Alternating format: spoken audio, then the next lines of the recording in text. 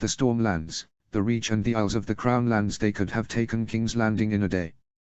Perhaps if there was never any dispute of who the Stark boy had to side with, he might not have even contemplated taking the crown for himself.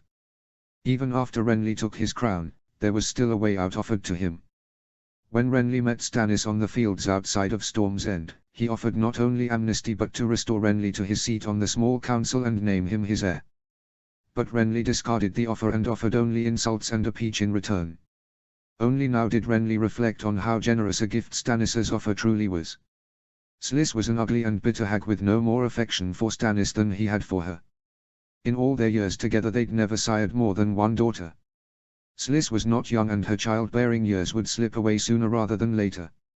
In all likelihood, Stannis's offer would be as good as a guarantee of Renly's succession. Furthermore, while the offer would see Renly restored as Master of Coin, doubtless he would not have remained there. Stannis was enraged when their brother rode out to Winterfell to name Ned Stark Jon Arryn's successor, claiming as his brother, it was Stannis's right to be named Hand. With no hand of his own, would it not have been right for Stannis to name his younger brother Hand in the same fashion, especially if that brother was also heir presumptive to his domain? An offer that had once seemed an insulting demotion to Renly now seemed to him an outrageously generous offer that he had discarded. Even after all that, another alternative was presented to him later by Lady Stark. While Renly did not have much fondness left for the outspoken and arrogant Auburn bitch by the time she departed, he could only look at her wisdom that he had dismissed out of hand as a judicious suggestion, now viewing it in retrospect. Stannis, Renly and Robb Stark all worked together to kill Joffrey and Tywine and then let a great council decide who to rule after. How could he have lost that? Who would wish a young northern boy or a bitter old man as king over Renly? No matter how many times the gods offered Renly a helping hand out of the grave he was digging for himself, he looked upon the offers with blind eyes and just kept digging deeper and deeper. Renly wanted to be king not only for matters of pride and vanity but also because he thought he would truly be the best candidate for the realm's prosperity. In his lifetime, he'd watched the realm suffer under Aerys and degrade under Robert, watching helplessly as his brother ran the crown into debt with his debauchery and indulgence, always seeing what could be done better but unable to enact them because he was not the one to wear the crown. But since Renly had taken a crown for himself, his choices had only driven the people he thought himself best suited to govern into death. If Renly had joined with Stannis, the war might have ended there in the siege and all would be at peace. But now thousands of men were dead and thousands of women rendered widows, not only on Renly's side, but also the innocents corralled into fighting for Joffrey or Stannis as well. Renly's pride had been the undoing of his principles, and all that he could do now was lament his choices and ponder how much better the realm would prosper had Renly met Stannis at Storm's End with capitulation rather than defiance. As the train continued on, Sir Garland Tyrell veered off the road and joined Renly on the hill, taking to his side and watching the army march on by. "Bitterbridge is not far from us now, Your Grace. It should be in sight of us in the next league or so," Sir Garland explained. "I imagine Lord Laurent will feel his lands to be far less crowded this time around," Renly declared somberly as his men continued on. "When last we were there, on the night of the Great Melee, I took Lady Stark to the roof of the castle and showed her the army. Now in 2 battles, I have lost almost half to Stannis's side, to death on the field or to capture. They trusted me to lead and I failed them. As I failed you, your house, your sister." Garland lowered his head and gulped. "Tywine would be a fool to kill her, she is of greater value alive." "I am certain she is all right," the young knight declared, though probably trying to convince himself more than Renly. "Besides, it's not your fault, Your Grace," Garland declared. "I brought her to a battlefield. And none of us second-guessed you. Not I, not Loras, not even her. You put her in a camp far from combat while we engaged in the siege. The city was not going to grow legs and move the siege towards her, and we were all fooled into believing Tywine was on his way back to the Westerlands. No one could have predicted this outcome." Garland was being generous to Renly, far more so than he felt he deserved. The Knight of the 2 Golden Flowers glanced out to the moors beyond the train of marching men with sorrow and despair in his eyes. "I am no innocent either. I shared the same hubris as you and all the rest in our certainty the battle would be won. Not only did I encourage you when you wanted to bring Margaery to King's Landing, but I also wanted my Leonette to be there." Only then did Renly recall that Garland's wife, Leonette, was among Margaery's retinue, probably captured or gods forbid killed in the battle. Not only his wife but also his aunt and 2 more women of his house were among those with his sister Margaery.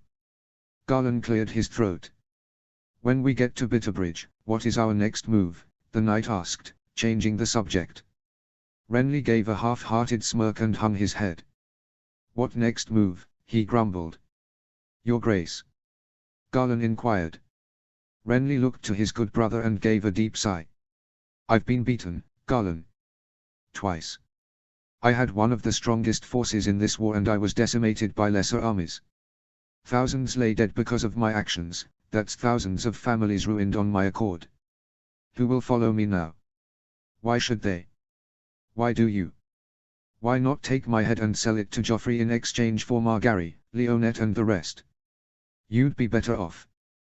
"Better off?" Garland snapped back, catching the attention of a few passing soldiers. Garland settled and looked sternly at Renly. "How can we be better off with the likes of Joffrey or Stannis?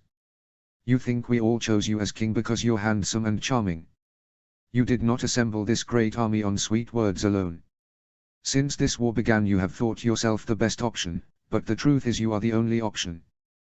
These men of the Stormlands and the Reach did not side with you only because they know you but also because they know Joffrey and Stannis as well. Knights and lords who have visited Robert's court over the years and seen that little golden-haired twat and that grim old prick for themselves." Renly had never thought of it like that before. "What do you think will become of the 7 kingdoms if one of them wins the war?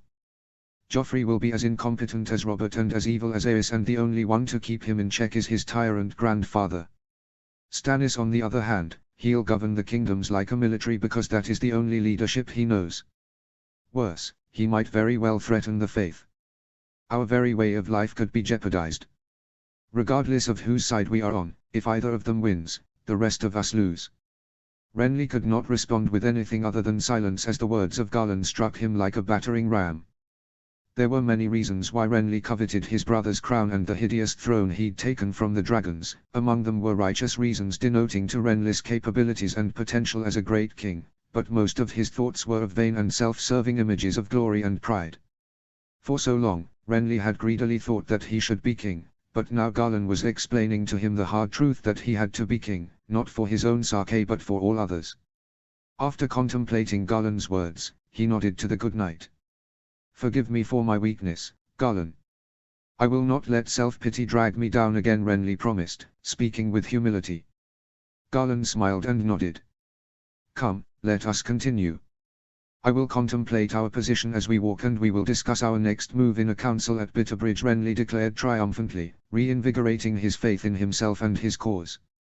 Again Renly would try, a third time he would rally his forces at Bitterbridge and prepare a campaign to take the crown.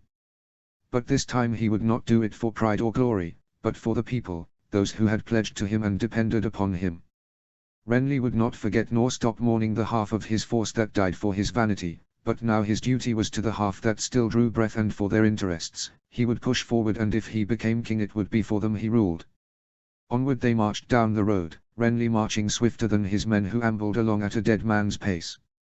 Before long, Renly was at the head of his army once again and as he walked he contemplated. Thinking about what forces he had, what lands were loyal to him, where his enemies were, who was not yet an enemy or at least had no reason to attack him. This time, Renly would not conjure a stratagem based on glorious battles for the history books, he would take his victories where they were needed and where they could be taken, however small and however integral. Renly would not begrudge any man who would leave his army after his failures and seek no ill upon them, but even if Renly had 50,000 men or 50, he'd keep fighting any way he could, he owed it to his people. Though such thoughts hardly seemed necessary since not one man thus far had abandoned their host as they retreated south, all the lords and knights still addressed Renly as their king and none spoke ill of him or gave him a cruel look. It seemed that any who would abandon him had already done so after Storm's End and the king in the south was left only with those of unwavering loyalty. Or perhaps those of the Stormlands could not abandon him because their rivals from within their houses had declared for Stannis, and those of the Reach could not turn on him without being marked as traitors by their liege lord, Mace Tyrell. Before long Bitterbridge was in sight and not long after they arrived. 2 outriders had gone before Renly's host to inform Lord Laurent that they were on the way and had returned with House Caswell's welcomes to their king. This surprised Renly when he first heard, for he was still moping in self-pity at the time and had half expected Lord Caswell to renounce Renly and turn him away. Laurent was not a particularly brave man, rather weak by most's reckoning, but perhaps his continued loyalty was out of such weakness that he was too afraid to even abandon Renly, even in his weakened state.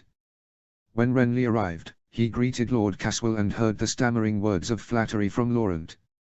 Before entering the castle, Renly, his knights and some of his lords helped the men set up tents and pavilions and ensured the remainder of their wounded were tended to by Lord Caswell's maester. Once the army was settled in, Renly called his bannermen to a council. Within the castle of Bitterbridge, they all assembled around Lord Caswell's table, ringed around a map of the field. Mathis Rowan and Randil Tarly by either side of him, their counsel more prevalent now than ever before. Loras, Garland, Brian, Gaillard, Bryce, Robart, Parman, Raymond Connington, Robin Potter, Raymond Nayland and many more. With the attention of his vassals upon him, Renly cleared his throat before speaking in a gentle voice. First, he begged forgiveness of his lords for his failures and requested in all humility that they not abandon him so that he might redeem himself and do right by them as they had done by him. His men gave him reassuring words of loyalty and then they went to work. They discussed their forces, their supplies and the positions of Stannis, Joffrey, Stark and even Greyjoy. After a few hours of discussion, the young squire Alan Ambrose entered the room, calling for the king. "What brings you, boy?" Randil Tarly barked, having been speaking when the squire interrupted. "A Lannister convoy is approaching us, they bear a white flag of truce," Alan explained. Renly exchanged looks with his men and exited the chamber, leading his council out of the room and then out of the castle. Down the middle of the rows of tents, a single rider approached. Not far behind him a convoy of 8 Lannister riders in red cloaks sat atop their horses, the front 2 riders side by side bearing banners, one of the Lannister lion and the other of a white flag as the squire had reported. The single rider that trotted forward beyond his convoy kept his head held high and bore a smug smile as Renly soldiers stood up and gathered on either side of the path between the tents, shouting at the Lannister envoy and spitting at the ground before his horse's hoofs. Renly did not know the man, but his golden hair and the fine cloak of red and gold told Renly he was of Lannister blood at least. "Greetings, King Renly," said the Lannister in a mocking tone. "I am Sir Lucien Lannister. I come before as an envoy of peace in the name of the Hand of the King, Lord Tywin Lannister, who gives this message in the name of His Grace Joffrey of the houses Baratheon and Lannister, the true King of the Andals, the Rohirrim and the First Men and Lord of the 7 Kingdoms." Renly's men mocked and cursed Joffrey's name as Sir Lucien said it. Sir Lucien then unravelled a scroll of paper and began to read from it. "To the self-proclaimed King Renly Baratheon," he announced for all to hear. "You were defeated on the field of battle. You failed to take King's Landing as you failed to take Storm's End from Stannis. Your army is decimated and several highborn hostages have been seized and placed in custody in King's Landing, including your lady wife, the would-be Queen Margaery." Renly glanced to Loras and Garland, all of them uneasy and relieved at the same time. "A list of all captured highborns from your ranks has been prepared for the viewing of you and your men," Sir Lucien explained, pulling out another scroll and presenting it. One of Renly's footmen approached the Lannister knight and took the scroll before bringing it to the king. Renly unravelled the scrolls and glanced over some of the names, his heart feeling lighter with each name he saw. When he spotted Leonet's name, he passed the scroll to Garland, pointing the name out and patting him on the shoulder reassuringly as he smiled at the name. "The Lord Hand and the King, in their infinite wisdom, have sent me to present a number of generous offers to you, King Renly. You are free to dismiss or accept any one of them." Very odd for Tywin Lannister to give options to his enemies, Renly thought to himself. The first offer, Sir Lucien began. "Surrender your crown, your banners and your armies to His Grace King Joffrey and have all your forces swear obeisance to the Iron Throne. All lords and knights complicit in your treason will be granted amnesty. The current hostages in the King's care will remain there until after the houses of the Stormlands and the Reach have proven their loyalty fighting against the rebel kings Stannis Baratheon, Robb Stark and Balon Greyjoy, then they shall be released." Thank all the gods, Garland spoke some sense into Renly earlier, or he might have taken the offer on the spot. Even now, it did have its appeal, offering safety and prosperity to his people.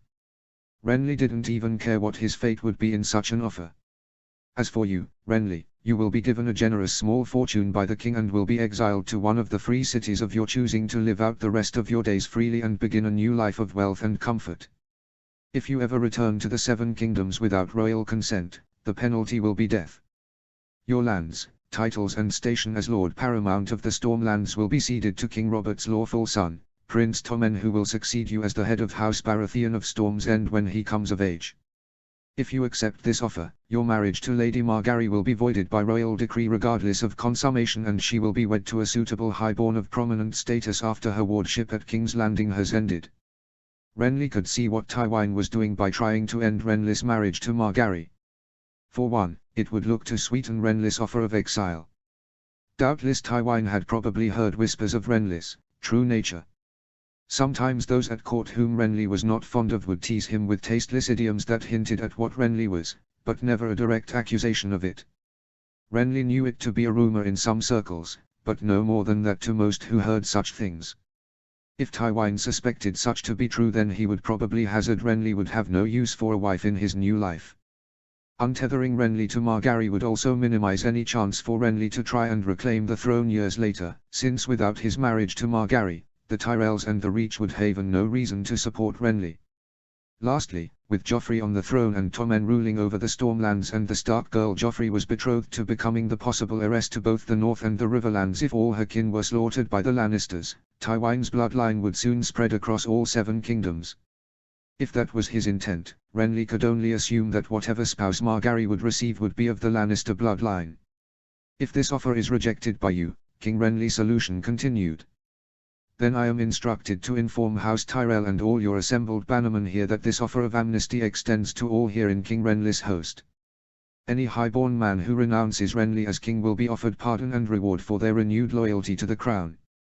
If House Tyrell joins Renly in continued defiance, then any Reach-hailing highborn that joins us will be given primary candidacy to succeed House Tyrell as Lord Paramounts of the Reach. The men continued to shout and curse at Solution, untempted by his words. It seemed that as dire as their defeat had been, it had galvanized the men's hatred against the Lannisters who had slaughtered their friends and comrades in the battle. And if all aforementioned offers have been dismissed, then I give you one last ultimatum from Lord Tywin. The continued blockading of supplies from the Rosa Road to the city of King's Landing has brought famine and starvation to the people of the city.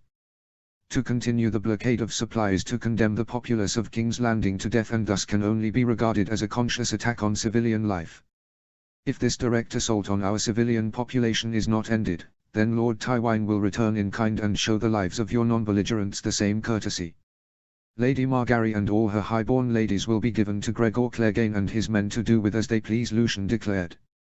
The rage-filled brothers, Loras and Gullen, stepped forward, reaching for their swords to attack the Lannister knight, but Renly spread out his arms and held them back.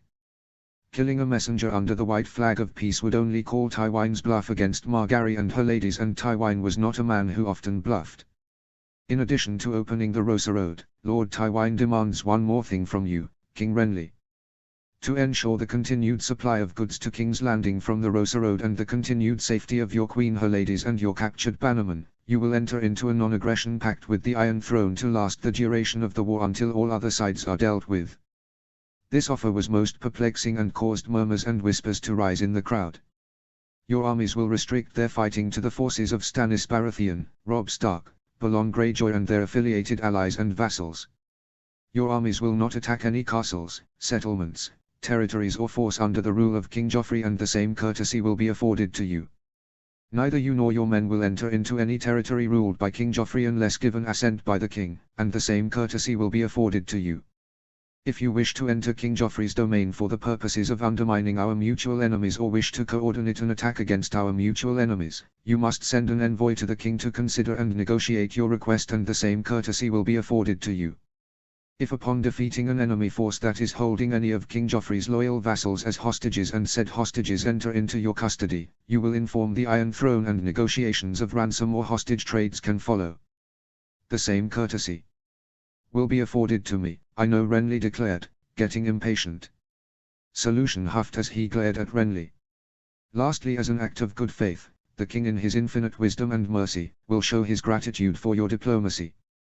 Once the Rosa Road has reopened and food and supplies once again are received to the city, the king will return to you via the Rosa Road, the bodies of your highborn fallen as well as all healthy lowborn prisoners from your army. While the offer sounded overly generous and foolish on Tywin's part, it actually made sense. Those foot soldiers would not bend to Tywin's will and fight his enemies for him, but at the very least they would die helping Renly thin Tywin's enemies for him. Even if Renly attempted to break the armistice and use those freed soldiers against Tywin, Margaery and the other hostages would pay the price.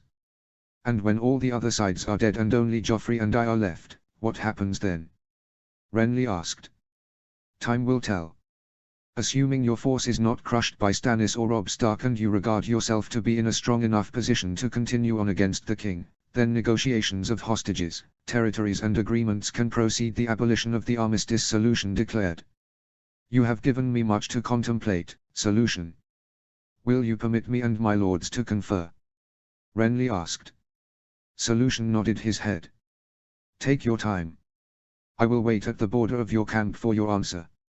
If an answer is not given by day's end, I will return to King's Landing and tell Lord Tywin that all offers were rejected and Lady Margaery will be punished accordingly for your defiance, the Lannister twat declared before circling his horse and riding back down the rows of tents to his men. Renly returned to the chamber with his lords and knights and discussed the matter in detail. Renly had already in his heart decided to agree to the last option and agree to the non-aggression pact, and while most agreed, not all did. One by one, Renly was able to win them over and convince them the armistice was the best course of action. One of the last of the few defiant was Lord Tarly, who staunchly believed that no deal should be cut with the Lannisters. Taking this deal will make us look weak, Lord Randall declared. We are weak, my lord. As are they, and Stannis too. This will strengthen us as much as them.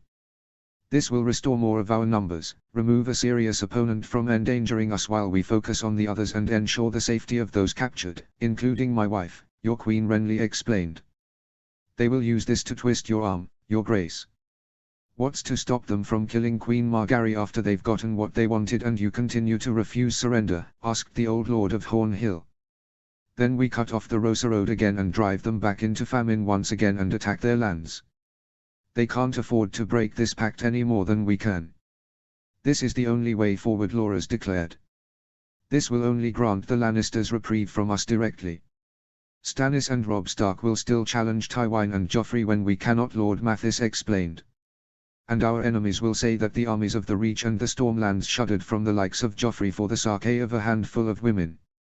Lord Randall asked. The Lord's words incurred the scorn of almost all in the room.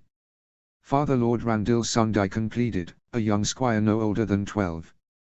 What if it had been one of my sisters in Joffrey's grasp right now? You put Tala's name forward as a candidate to be one of the Queen's ladies in waiting, did you not?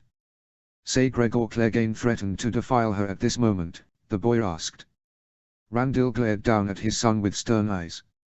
Do not try to misconstrue my dutifulness with heartlessness, boy.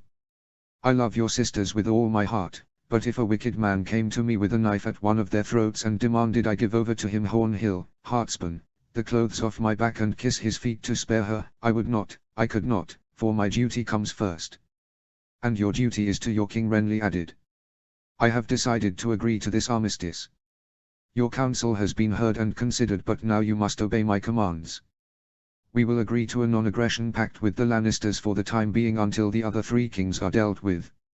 Randall looked bitter about the matter, but he nodded his head. Alyn, go tell Solution that we agree to the terms of the non-aggression pact. Laurent, have your maester write a letter to Lord Mace in Highgarden informing him of what has been agreed and to reopen trade to King's Landing, Renly commanded. The young squire and the lord nodded and went off, leaving the chamber. Should we also command Lord Mace to send forward his 10,000 men assembled at Highgarden? We don't know how many men will be released to us from the Lannisters, Lord Mathis declared.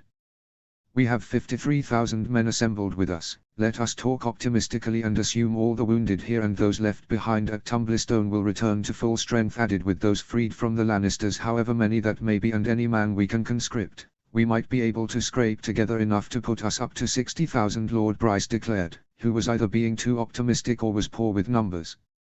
Renly expected between the freed foot soldiers, the healed wounded and the conscripts, the most generous number they could realistically see would put the army total at 54,500.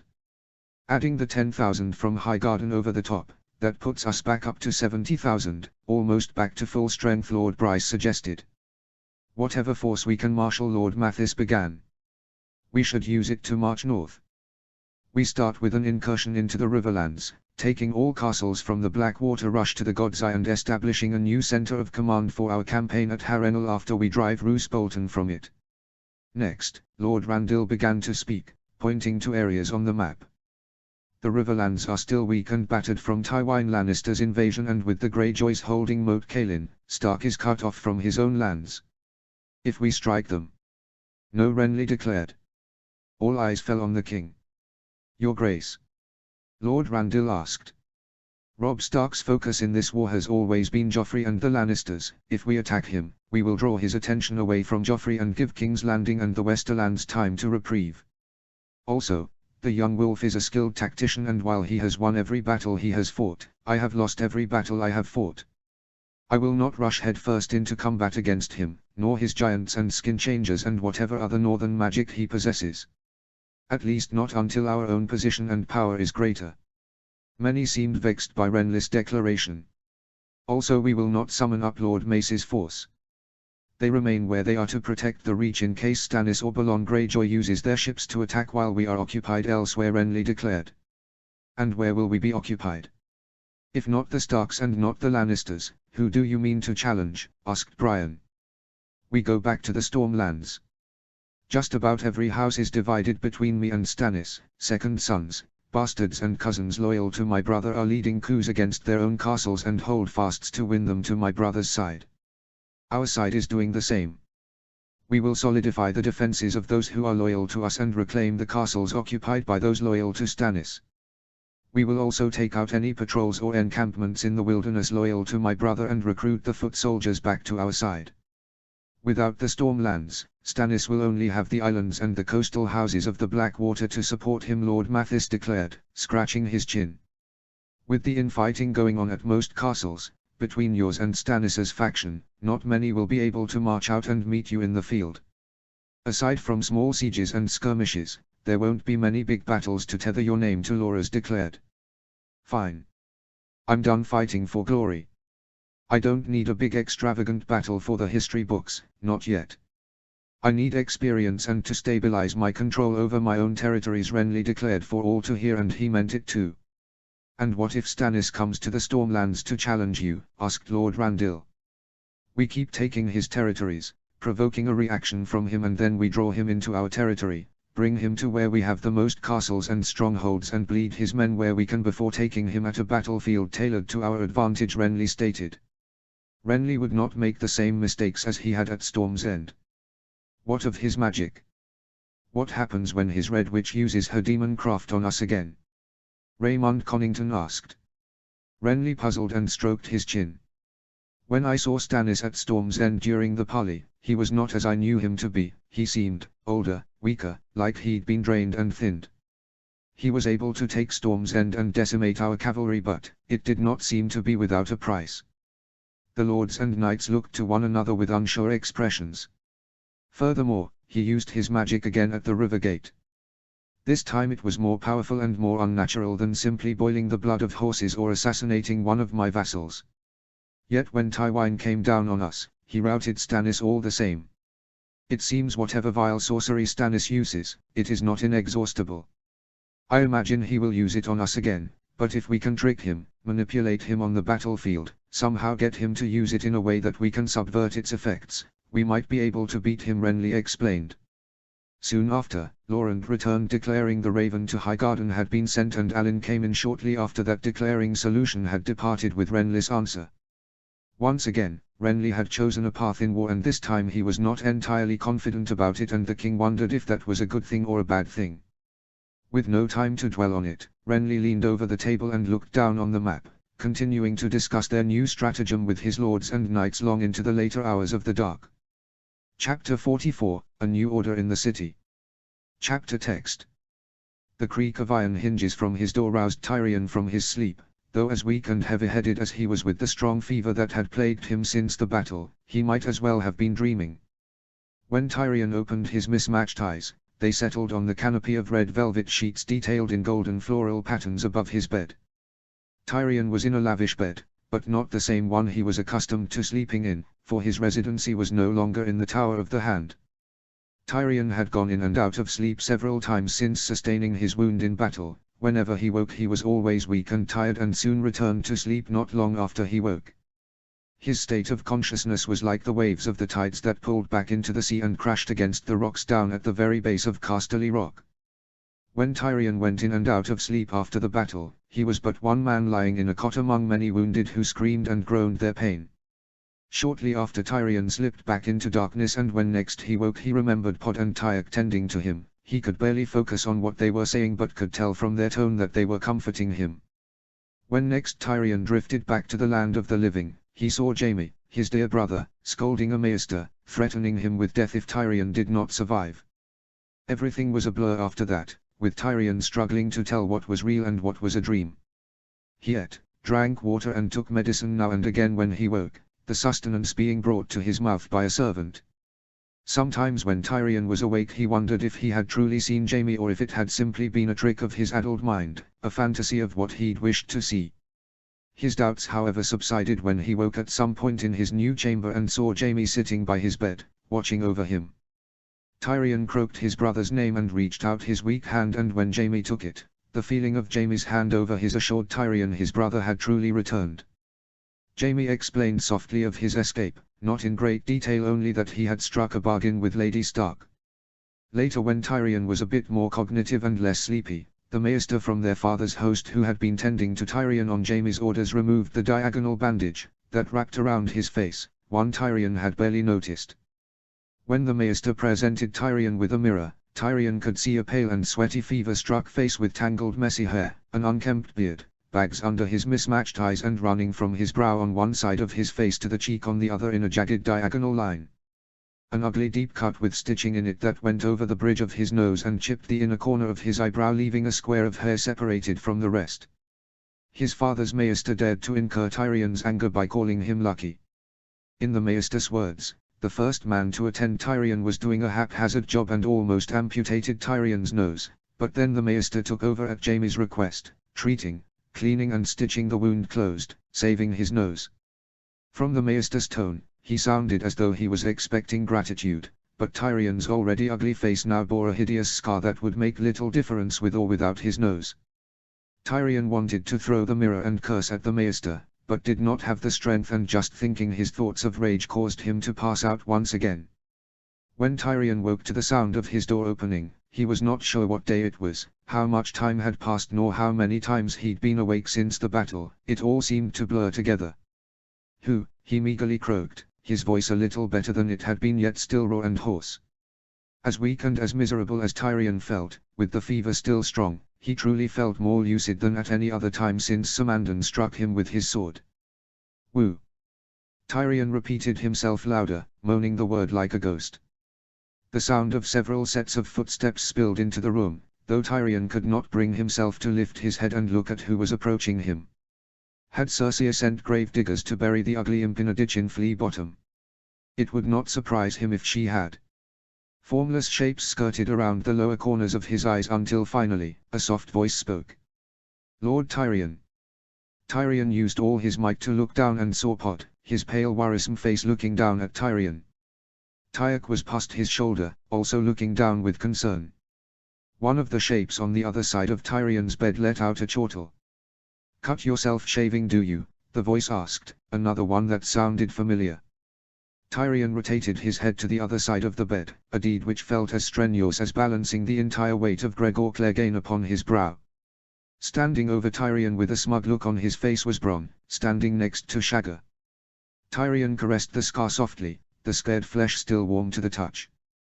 With a fearful big razor, "Yes. It is a good scar," the unmistakable voice of Tymet One Eye declared, from the foot of Tyrion's bed, out of sight. "Well earned in battle, half-man. You look a true warrior now," Shagger complimented, standing next to Bronn. Bronn's coal-black hair was freshly washed and brushed back from the hard lines of his face, and he was dressed in high boots of soft tooled leather, a white belt studded with nuggets of silver and a cloak of pale green silk. Across the dark grey wool of his doublet, a burning chain was embroidered diagonally in green thread. "Where have you been?" Tyrion demanded of his assembled allies. I sent for you, he declared, recalling having asked for each of them by name at least once in one of his moments of consciousness when being fed by a servant. Must have been a fortnight ago, Tyrion groaned. 4 days more, like Bronn declared with a snort. And I've been here, twice, and the lads have been visiting you more than twice, he declared, motioning to Tyek and Pod on the other side of the bed. Whenever any of us came to visit you, you were sleeping like a dead man, Bronn explained. Not dead, though my sweet sister did try, Tyrion thought, but would not say it aloud in front of so many. But Tyrion had no doubt in his mind that Sir Mandon's strike was by Cersei's command. In the chaos of battle, who could keep track of what was going on?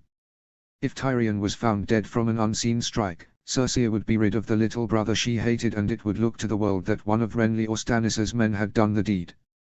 What's that ugly thing on your chest? Tyrion asked, looking at Bronn's doublet. Bronn grinned.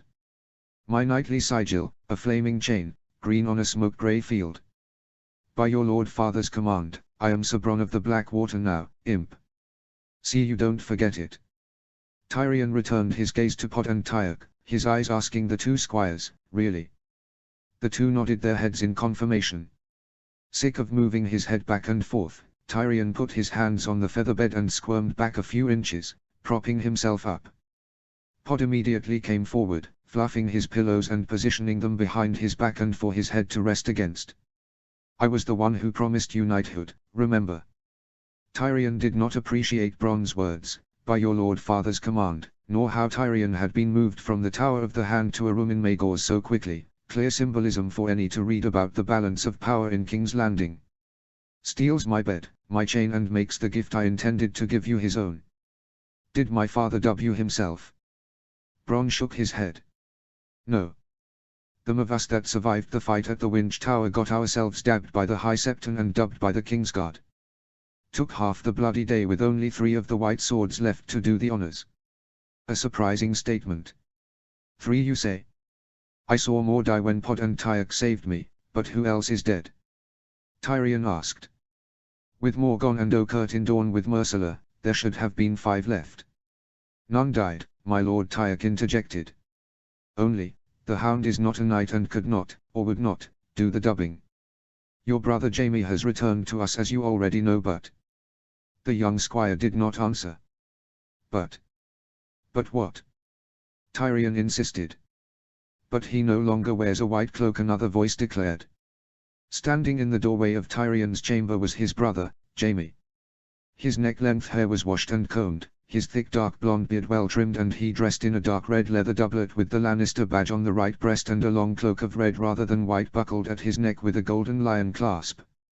Rather than a sword hand, his brother had a stump in its place, proving true the tales of his fight with Jon Snow in the Whispering Wood so long ago.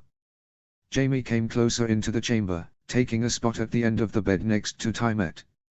After the battle, Joffrey had a victory ceremony at court where he presented honors and ranks to those who fought. No surprise, our father was given the majority of the credit for the victory. He was named savior of the city and received his Hand of the King chain from Joffrey personally. Your man Bronn and 600 others like him were knighted. Cersei saw to it that Joff cannibalized most of the credit for your efforts to hold the city, but father was good enough to throw in a small pair of honors for you, Tyrion Lannister, Guardian of the Gates and the Burner of Fleets. Tyrion's friends let out a small round of applause, praising Tyrion's new title. While it was a small honor and only reflected 1/10 of how integral Tyrion was to the effort of protecting the city, it was a show of affection for his father to let him have any credit at all for his actions. It seemed after turning the tide of battle and saving his father's life at the Green Fork, then keeping King's Landing out of famine by a hair and defending the city from 2 armies, Tyrion was now receiving the slightest bit of affection from his father, which was more than he'd ever received from him before. Meanwhile, Joffrey granted me my own reward for my valor in battle, Jaime said, gritting his teeth. I have been released from my oaths as a Kingsguard and restored as our father's heir to Casterly Rock. Joffrey said that rulership over one of the 7 kingdoms was as grand a gift he was able to give, and that my recent sacrifices for the realm have robbed me of my ability to serve as a Kingsguard, Jaime explained, looking to his stump. Perhaps Jaime could get a new hand like Sir Jacelyn, maybe one in gold instead. When Tyrion asked his friends where Ironhand was and why he had not attended him, they explained that Sir Jacelyn had been slain in the battle. When Joffrey fled the field, men started to abandon the walls and Ironhand tried to rally them back to defend the gates but was murdered by the mutineers before Joffrey could return to battle. They only ever said Joffrey, never Tyok, never aloud, only Joffrey, making the message clear to Tyrion about what they would say of the battle. Tyok declared that he wished he could have been at the battle, but had been sent back to the Red Keep to protect the Queen. His words seemed to be for Bronn and the Mountain clansmen's benefit, for they were not in on the ruse of Joffrey's great countercharge and also to inform Tyrion of Tyok's chosen alibi. Sir Adam Marbrand had succeeded Ironhand as leader of the Gold Cloaks, adding the City Watch to what Tyrion had lost to his father, but at least Tyrion still had his Mountain clansmen with Shagga confirming that he, Tymet and Chella remained staunchly by his side. Perhaps Tywine trusted Tyrion enough to keep command of the clansmen, or perhaps he could not risk losing a single soldier if their position was bad. The group assured Tyrion that the battle was a success. Not only had both Baratheon brothers been defeated and driven back, but Tywine's host had taken Renly's queen, Margaery Tyrell, as a hostage. Furthermore, Tywine had sent their cousin Sir Lucien south to barter with Renly over Margaery's safety. When Lucien returned, he brought news of Renly agreeing to reopen trade on the Rosa Road and enter into a non-aggression pact until Stannis, the Starks and the Greyjoys had all been slain. Unexpected but welcome to Tyrion, for he wished not to see a repetition of the riots in the streets. Also, Tommen had been retrieved from Rosby and was eager to see Tyrion, but his mother would not allow it, declaring her brother needed rest. After catching Tyrion up on all he had missed, Jaime asked that he be permitted to speak alone with his brother, and Tyrion's friends all left him with Pod closing the door behind him as the last one to exit. When the two sons of Tywine were alone, Jaime pulled a chair to the side of Tyrion's bed and sat down. "You did good work during the siege," Jaime began. "Even father had to commend your actions. He was especially impressed with the wildfire plot." Something changed in Jaime's tone, still soft but also a bit accusatively. "Tyrion, you were under tremendous pressure, you were outnumbered by 2 armies and desperate, but I have to ask, the wildfire, did you?" "I only used what wisdom Hollin the pyromancer and his guild were able to make." "I swear it," Tyrion declared firmly. Tyrion knew what his brother was speaking of, a secret known only to Jaime and one he'd probably only ever shared with Tyrion. For years Tyrion suspected that Jaime might have told Cersei, but given she had not directed Hollin or his guild to the caches around the city when she first started commissioning wildfire, so perhaps she did not know. Maybe Jaime didn't want to burden her, or maybe even Jaime didn't trust her with such a secret. "I will admit to you, I did consider it. When Wisdom Hollin told me about how long it would take to craft fresh wildfire, how could I not be tempted to use the grandiose supply at my disposal?" Jaime glanced away solemnly, for he had probably seen enough wildfire in his lifetime and did not relish the thought of what lay dormant beneath the city. "But I went down to one of the caches one night. In one room alone I found more than enough jars to set the black water ablaze. At that moment I could hear Hollin's voice in my head, his words from earlier telling me how as wildfire ages, it gets more dangerous, how any heat, even too much sunlight can set it off. Then I considered just how fucking mad Aes truly was and how dangerous it would be to tell the alchemists how many of those jars were all over the city," Tyrion explained. "So no one knows?" Jaime asked again, wishing for specific confirmation. "No one. If Hollin knew he'd have raced down to the nearest cache, come everywhere and blown us all up by now," Tyrion explained. The two brothers enjoyed a tender laugh at Tyrion's joke, with a weight seeming to lift off Jaime's shoulders as he smiled with Tyrion. Tyrion then urged Jaime to regale him with all that had happened since Jaime's imprisonment, in detail this time. Jaime also wished to hear Tyrion's story, as the last he knew before the Whispering Wood was that Tyrion had been captured by Lady Catelyn and taken to the Eyrie. The two brothers traded their adventures of all that had happened since they'd parted ways at Winterfell so long ago, with Tyrion speaking briskly and without detail when describing his venture to the Wall and back to Winterfell, after noting how stern and tight-lipped Jaime became whenever Tyrion mentioned his companionship with Jon Snow. After a while, both brothers were all caught up with each other's stories. "It appears we both owe thanks to Lady Catelyn for our releases from Northern custody," Tyrion pointed out, smiling. Jaime smiled at first, but the corners of his lips sank and his face transitioned to a frown. "When I was in the cell, Lady Stark made me swear an oath." "She knew what she was doing," Jaime began to explain, his expression turning serious. She didn't make me swear on the gods, my honor, my cloak or anything like that. She made me swear on my love for Cersei, Jaime admitted. Tyrion was surprised by this, not for what Lady Catelyn had made Jaime swear, but by his brother's willingness to admit it. Tyrion had given many hints through idioms and knowing looks to his brother to let him know he was aware of Jaime's true relation with Cersei. Jaime was aware that Tyrion knew the truth and kept their secret, but he barely ever acknowledged it aloud, at least not to Tyrion.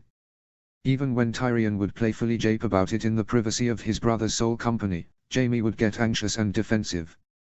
It was on the rarest occasion that Jaime would ask for Tyrion's counsel on the matter and speak of it plainly. When he had his doubts or when he was paranoid that their father knew, Tyrion would laugh and tell Jaime that he and Cersei could fuck naked on the dinner table in front of their Lord Father and he would not notice. The reason Tyrion knew about his siblings while his father did not wasn't because Tyrion was wiser than he, it was because Tywin didn't want to see it while Tyrion didn't care one way or the other. As for when Jaime came to him with doubts about Cersei, Tyrion would tell him that he could do whatever he wanted and that the Targaryens had been doing it for centuries. Tyrion also added japes that Jaime occupying their sister's attention would make her less likely to throw herself at Tyrion. But while he assured his brother of his own autonomy, Tyrion never encouraged him to pursue Cersei. In fact, on more than one occasion Tyrion recommended his brother find a mirror, put on their sister's makeup, hold the mirror up to his face and tug on his cock to his heart's content. The mirror would be far less of a moody bitch than their sweet sister. You know what Cersei means to me. I have never betrayed her. I have never been with any woman other than her. I've soiled everything that I've held sacred, my cloak, my honor, my loyalty to my house. There is not an oath I haven't broken, but the one thing I have never betrayed or abandoned, the one thing that has kept me sane and kept me from slitting my own throat is that I have always been kept my devotion to the woman I love, Jaime admitted. Tyrion nodded in solemn understanding of his brother's words.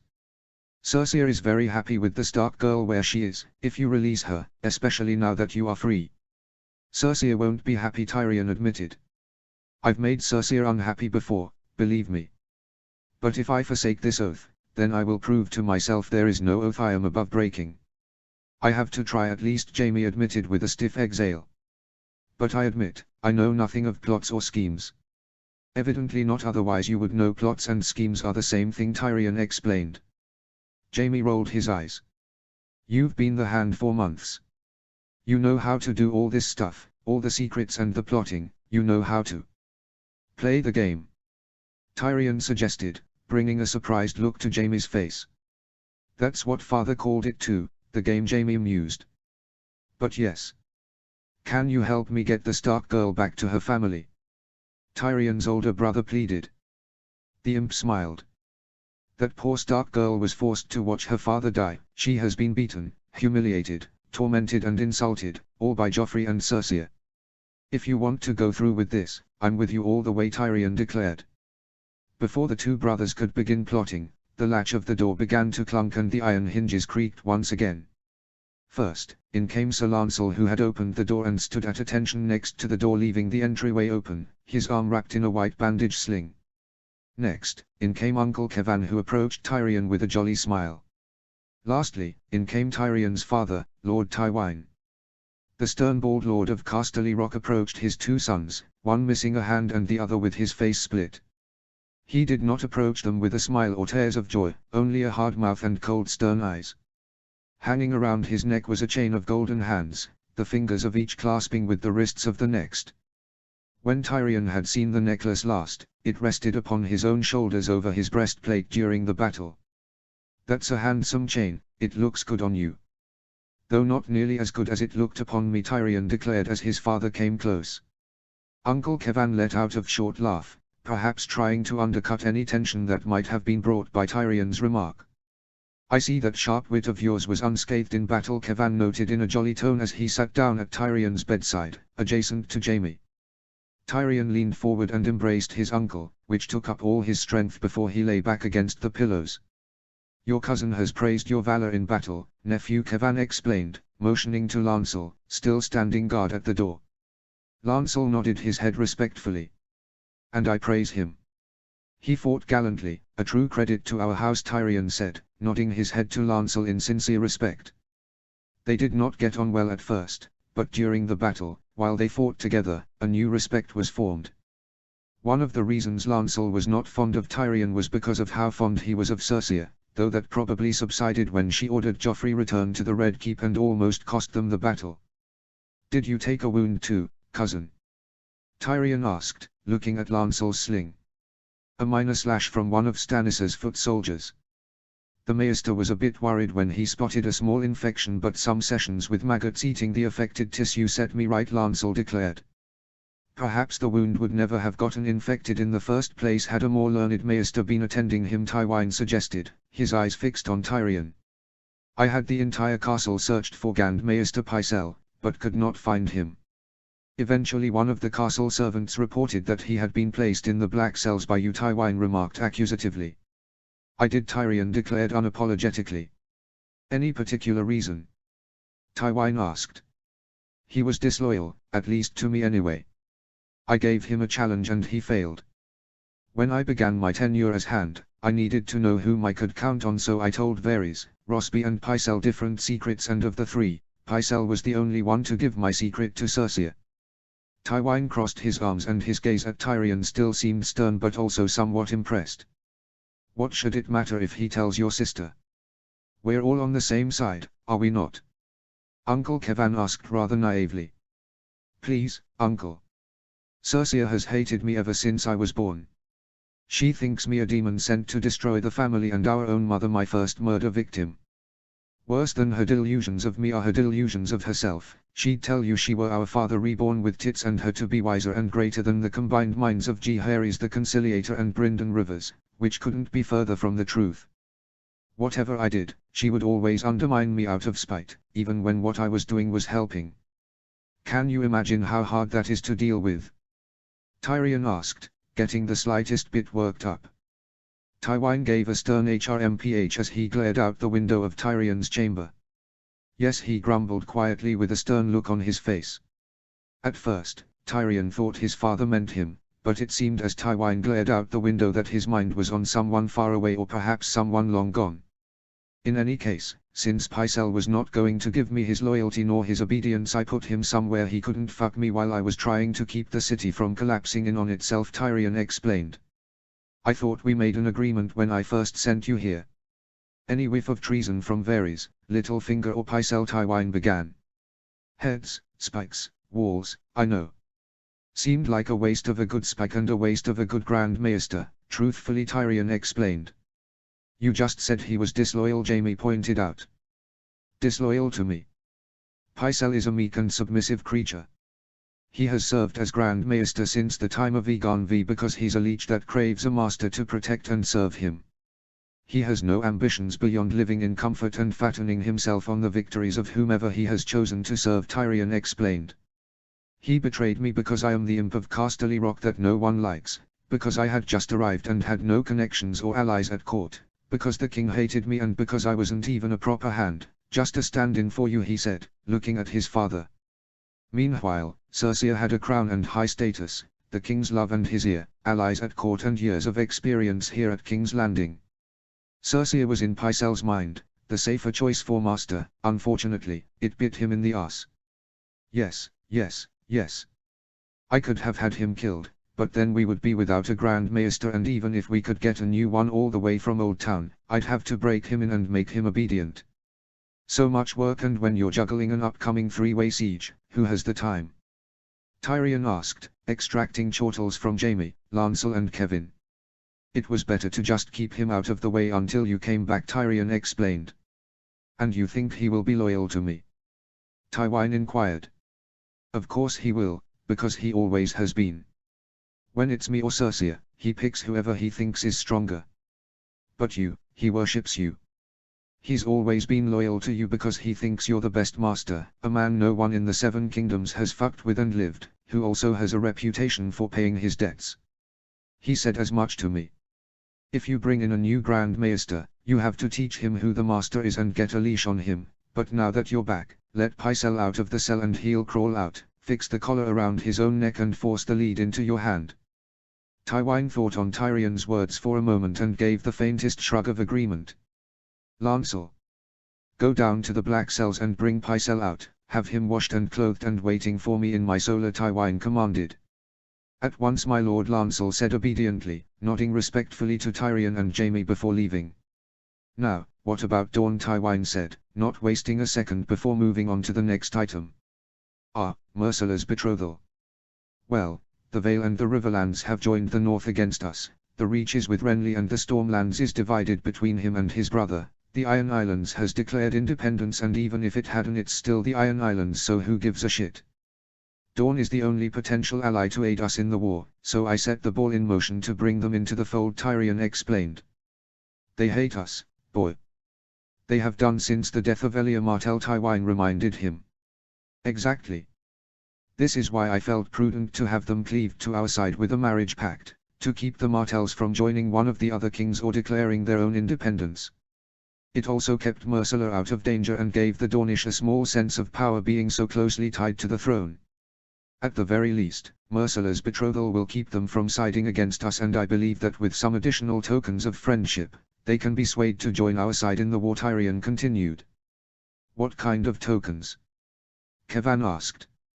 Perhaps give one of them a position at court, in the small council, maybe. Doran Martell has 3 children and his brother Oberyn has 8 bastard daughters and no wife of his own, while we have more Lannisters than we know what to do with. More importantly, if you want to buy their good graces, you'll need to give them a pair of sacrificial lambs, Tyrion explained, looking to his father. Tywine tilted his head ever so slightly as he glared at his younger son. Sacrificial lambs, the old lion inquired. Gregor Clegane and Amory Lorque, Tyrion explained. Tywine smirked with a bitter look on his face. You expect me to hand 2 of my own sworn knights over to Doran Martell, his expression as though it were beneath him to give something up to another lord. Tyrion rolled his eyes. 2 knights in exchange for the combined armies of Dorne. Given our position, it seems to be a generous bargain, Kevan suggested, taking Tyrion's side, but Tywine gave his brother a stern glare. Clegane has been a useful weapon in my arsenal for many years. An enforcer such as he is not easily replaced, Tywine declared unhappily. Clegane is a vicious beast, Lorque too. Those wretched animals should have been slaughtered years ago. You are a dishonorable craven for letting them live and remain under you, Jaime snapped, uncharacteristically aggressive to his father. Tyrion knew that Jaime hated Clegane and Lorque for what they did to the Targaryen children. As a Kingsguard, Jaime always regretted not protecting Rhaegar's children during the sack of King's Landing, but he had never voiced his hatred to their father before. Tywine stared daggers at his firstborn. Kevan looked like he wanted to hide under Tyrion's bed, and Tyrion was both amused and curious to see what would happen next. Rather than shout, Tywine remained composed. Since being relieved of your white cloak you have been insolent, disobedient and disrespectful, Jaime. This will stop now. I will not suffer your sulking and tantrums any longer. Jaime turned away from his father, scowling bitterly. I've taken Joffrey and Tommen into my care. After seeing what an appalling job Robert and Cersei did raising Joffrey with his father ignoring him and his mother spoiling him, I decided it was up to me to make real men of Joffrey and his brother. If you continue like this you can join your nephews studying with the Maestas and training with Tony swords. Tywine was now raising Cersei's children. How did my sister take it when you took control of her children? Tyrion asked. She was upset, but I care not for that.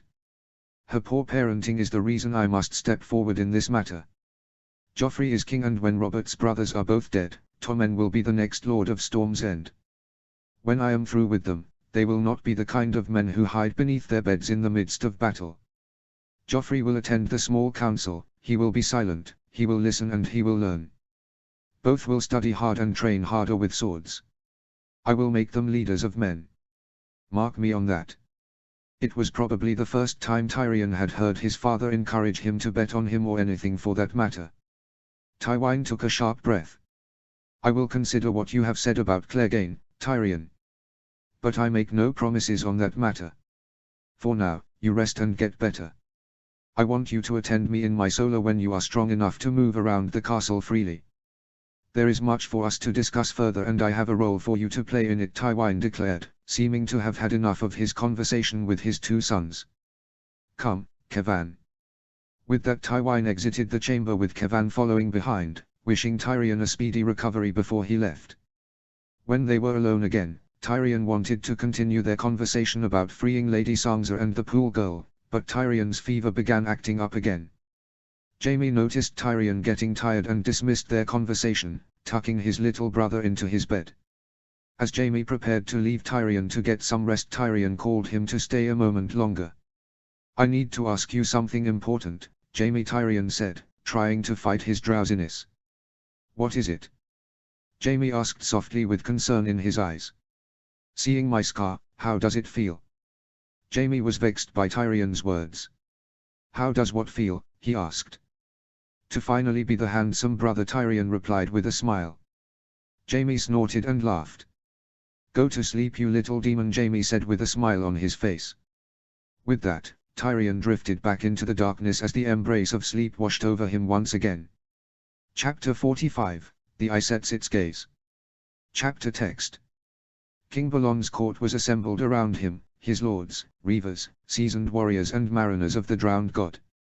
On either side of Balon were a pair of heavily armored guards, cloaked and armed with spears and shields.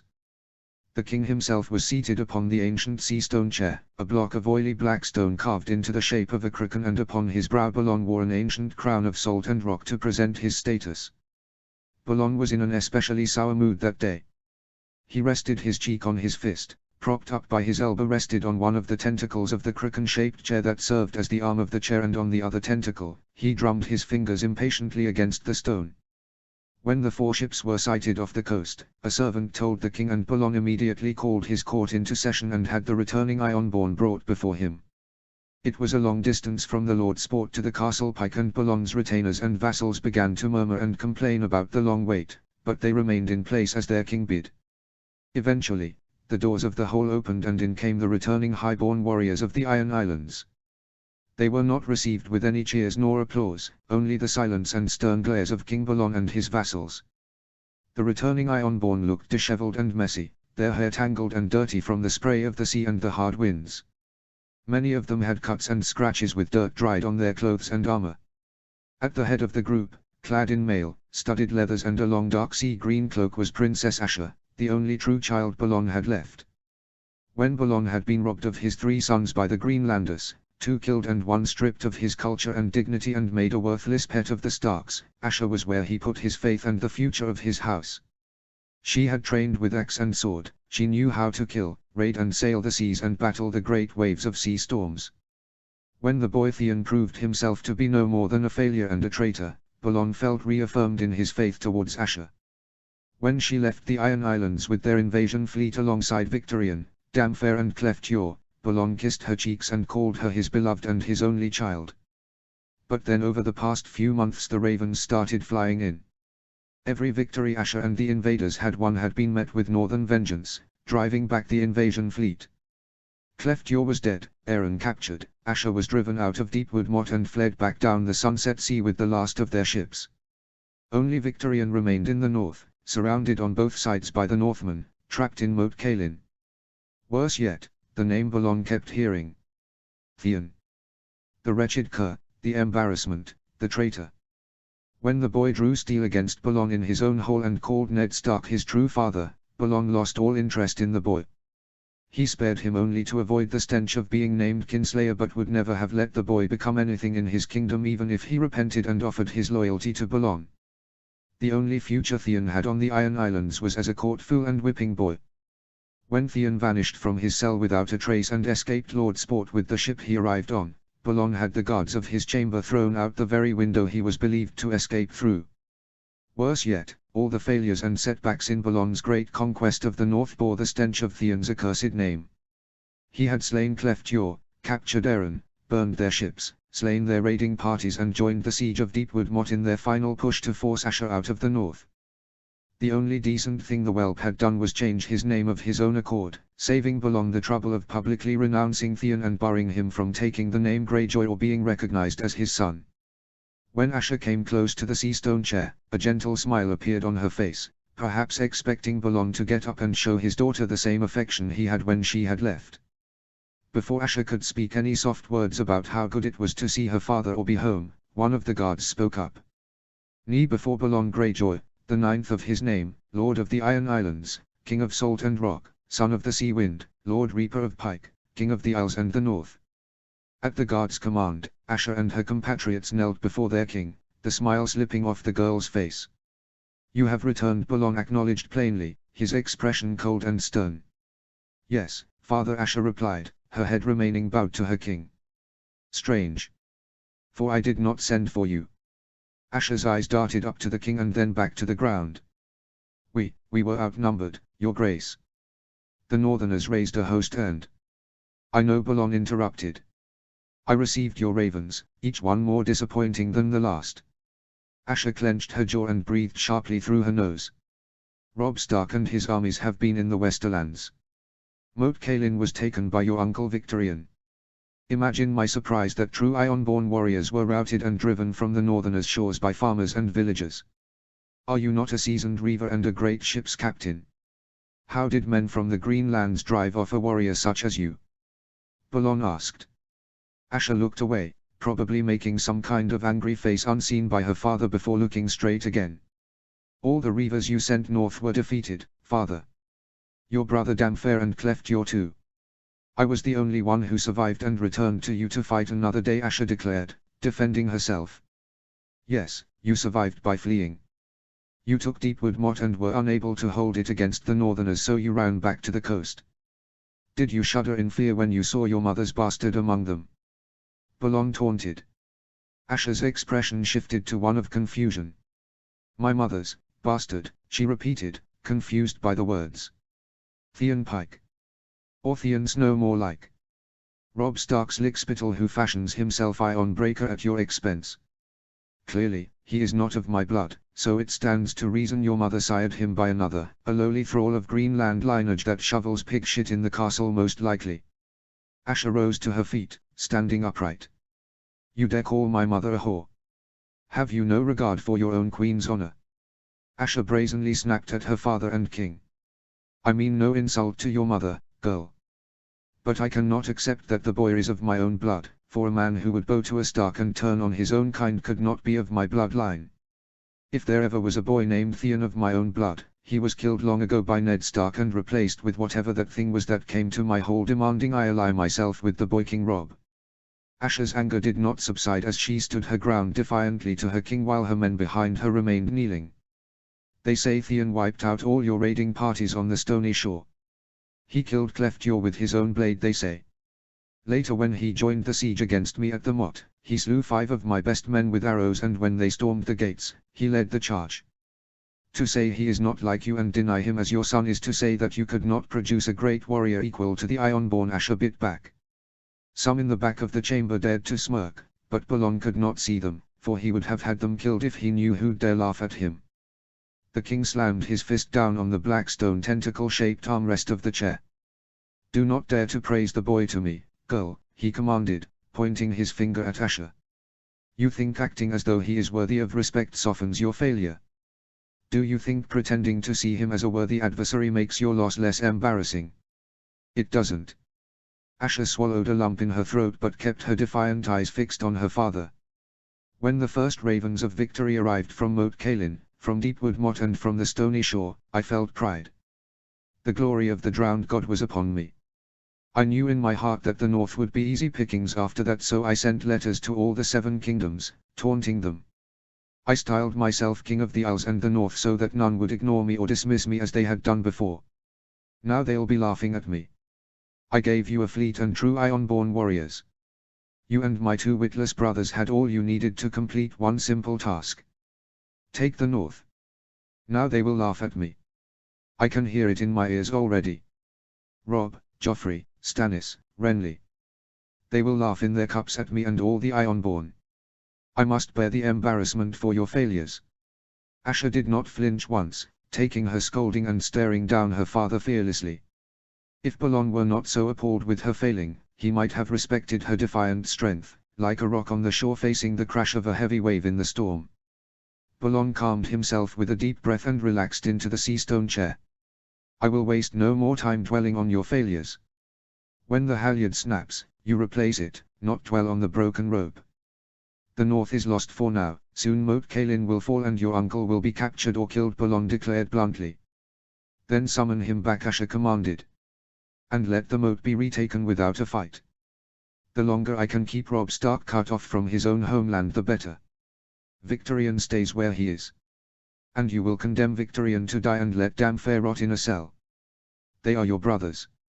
Asher declared. Dying in battle was always a possibility when I sent them out, it's called war. If Victarion falls, it will be a good death, one with honor in service to his king as it should be. What is dead may never die. The crowd repeated after their king, what is dead may never die. Reports say that Robb Stark won a pair of victories against the Westerlands, one at Tarbeck and one at Castamere. Now he has pulled his men out of the crag and the other castles he's taken and is moving east back to his country. Tywin Lannister and his army are trapped in King's Landing where they won a great victory against Robert's brothers. Lastly, Renly is moving his men east into the Stormlands. Meanwhile, the west is weak and open. Asher gave a faint smirk. So that's it. Now you want to fight the Lannisters as you refused to do so many months earlier, Asher surmised.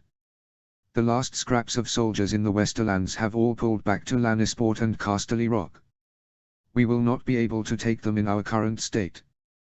But the rest of the Westerlands should be weak enough for us to make some raids on their castles, farms and villages. Fresh thralls and rich loot. But we will not dally there long. My new Prince Admiral only wishes to harvest what we need from the Westerlands to supply a much grander campaign, Balon explained. Asher became bewildered as she looked around the chamber confused. Prince Admiral, she asked, confused by what her father meant. Footsteps echoed through the hall from the dark corner behind the seastone chair, where a hidden figure had been the entire time, silent and unseen by Asher and most others. As the figure came into the light, many murmured and voiced their shock while Asher's expression turned to disgust and horror. The figure took to King Balon's side, leaning his arm against the spine of the oily black kraken-shaped throne. A tall, thin and handsome man, coldly pale, with dark black hair and a neatly kept beard. Over a hauberk of dark mail, he wore a suit of foreign plate armor of Valyrian steel consisting of a molded cuirass engraved with scales, segmented rectangular shoulder plates with Turgis epaulets hanging beneath them, a skirt of scale mail, gauntlets and a long heavy dark red cloak over the top. What was most striking about the man were his eyes, one was pale blue like the summer sky and the other was unseen beneath a leather eye patch that gave him his name, Euron Crow's Eye. What is he doing here? You banished him. Asher declared, pointing to her uncle. He did, and now his UN banished me. In no small part thanks to you, sweet niece, Euron declared, smiling at her. Euron was not wrong on that account, for Balon probably would not have called on him had both their brothers, Asher and Theon, not been such great failures to Balon. Euron reached out to me through a mute messenger shortly after I began making preparations to join the war. He offered his services and a grand stratagem to defeat our enemies in exchange for absolution and being allowed to return home. Naturally, I rejected it, not needing or wanting Euron's help or redemption. But after seeing your failures in the north, I changed my mind. Asher gagged at the sound of her father's words. You're going to give him command of your fleet and let him lead a campaign against our enemies. After all my uncles and I have done for you, you are content to hand everything over to him for our one single blunder. What will Victarion say? Asher asked. Victarion's chances of return are slim at best. It was my solidarity with him that caused me to turn Euron away, and perhaps if he had joined the northern campaign, Winterfell would be mine. If he does escape Moat Cailin, reconciliation with Euron will be his penance for his failure. Your penance will be following your uncle's commands in the coming campaign, Balon declared. I will not serve under him. You will do as you are bid, girl. Asher's lips tightened. And where, pray tell, does this campaign of yours lead us, uncle? Asher asked, crossing her arms. Euron's blue lips curled into a smile and stood up straight from the side of the black chair. For too long, Euron began, projecting his voice to the entire hall. The Andals have looked down on us. Long ago they came to our shores and brought their stinking seven with them, driving out our culture, our people, our religion and our time-honored traditions. Our priests tell us that when the Andals took the Green Lands, all the old gods were slaughtered by their sacrilege save for the drowned god who endured, for he was already drowned and dead, and what is dead may never die. A few faint cheers erupted in the back of the hall but died quickly. When the Andal cunts settled in, our ways were forgotten on the Isles, and their maesters and septons brought their false truth to replace our ways. The history of our lands became what they decided. Their culture supplanted ours. The Hors worked hard to restore us, but they were vanquished by Egon the dragon when he came along and we were forced back here to the islands. Asha rolled her eyes, seeming bothered or bored by Euron's recount of their people's history. For too long we have been trying to earn respect in their world. We've been trying to be taken seriously and they put us down every time. Well, I say no more. They came to us. We were here first. We took Westeros with the iron price. They came along, brought our world down and replaced it with their own. Why shouldn't we now replace theirs? Why shouldn't we wipe the slate clean again? Bring down their culture, their heritage and their religion. Bring them into darkness and rebuild Westeros, in which the only way is our way. Euron pounded his chest and cheers from Balon's court rose up again. And how do you intend to do that, uncle? The Andal way of life has stood for thousands of years through hundreds of dynasties, both petty and great, and thousands of wars, Asha declared, remaining skeptical and challenging towards her uncle's authority. By cutting off the heel upon which the body of Andal culture stands. The Andal way is built on their faith and their written law. The commoners do what their lords and kings bid, as is their nature, but the lords and kings are shaped by what their septons and their maesters teach them. The Andals are the way they are because that is what their books and holy texts tell them to be. Their history, their etiquette and their values are all dictated by what their priests and scholars put in their books. The Andal way is sustained by the waters of their knowledge, so let us cut off the source of their water and let them thirst. Cheers erupted again. When we have picked the Westerlands clean, we will send war bands into the Reach to take their castles and hold fasts and encircle Old Town. Then from land and sea, we will bring down their Starry September and their citadel and cripple their culture at last. That will do precious little, uncle. The Starry September is no longer the seat of the High Septon nor the most devout, and destroying the citadel will only kill the maesters and destroy the books there. How will you account for the chain-collared wisdoms throughout the rest of the Seven Kingdoms? Asked Asha. Time and war will take most of those maesters. When they serve for life. Many maesters who currently keep the ears of the Greenland lords are in their closing years, living out their days until they die. More than just old age, some get sick, some fall down the stairs, and some get killed when the castle they're in gets sacked, which is very common in wartime like this. When a maester dies, the citadel sends another to take its place. Remove the citadel, the beginning of the end is spelled. More than just the maesters, it's the books they study that makes them the learned men who advise the lords and kings. The books shape the maesters shape the lordlings that they teach, and the lordlings become big lords and shape Westeros to fit their Andal values. I will burn every heretical text that praises and adheres to the Andal way of life, making way for the spread of the Ironborn way. Cheers and cheers again for Euron. It was starting to annoy Balon, for he feared his lords might soon forget which one of them was the king. And the Starry September. What good is burning it down? Asked Asha. Euron shrugged and bobbed his head with a smile. I have to start somewhere. Soon all septs will burn, all holy books that defy Vigar, and all their false idols too. Many septons still study and receive religious training at Old Town before being dispatched around the kingdoms to spread their sham of a religion. Destroying Old Town will not stop the spread of Andal culture, but it will slow it. With that, Balon stood from his throne and rested his hands on his brother's shoulders. Euron, my last brother that remains by my side, Balon began. Where I once saw selfishness, debauchery and malice, I now see dutifulness, competency and strength. Euron placed his own hands on Balon's shoulders. Your exile did me good, brother. I've been all over the world, sailed to all kinds of lands and seen all kinds of wonders. In my travels, as my understanding grew and my view of the world became more clear, I came to see the truth. I've come home to bring that truth to all of Westeros. And what truth is that? Balon asked. A dark smile grew on Euron's face as his blue lips curled from ear to ear. That there is only one true king and one true god, and they are both here on Pike. When I am done, all of Westeros will know this truth and bow down to their rightful ruler. A satisfactory answer, to say the least. Balon was glad to see that Euron had learned his lesson and finally humbled himself before his king and brother. It was equally fitting that Balon's once malcontent brother had learned to submit and serve, and would now bring the entirety of the Greenlands to do the same. First, they'd regather their strength, shore up the Iron Fleet and assemble the sails, and pirates Euron had rallied to their cause to form a great armada. Then when the time was right, the men of the Westerlands would be killed, their towns, villages, farms and castles razed, their children taken as thralls and their women as sold wives. Their septs and the libraries of their maesters would burn, and all those who preached their false wisdom would be drowned. Then to the Reach to repeat the process and bring down their citadel, their starry September and their high tower that lit the way for the Andals. And when the Andals were without their light and left in darkness, the Ironborn would lead the way into the next age.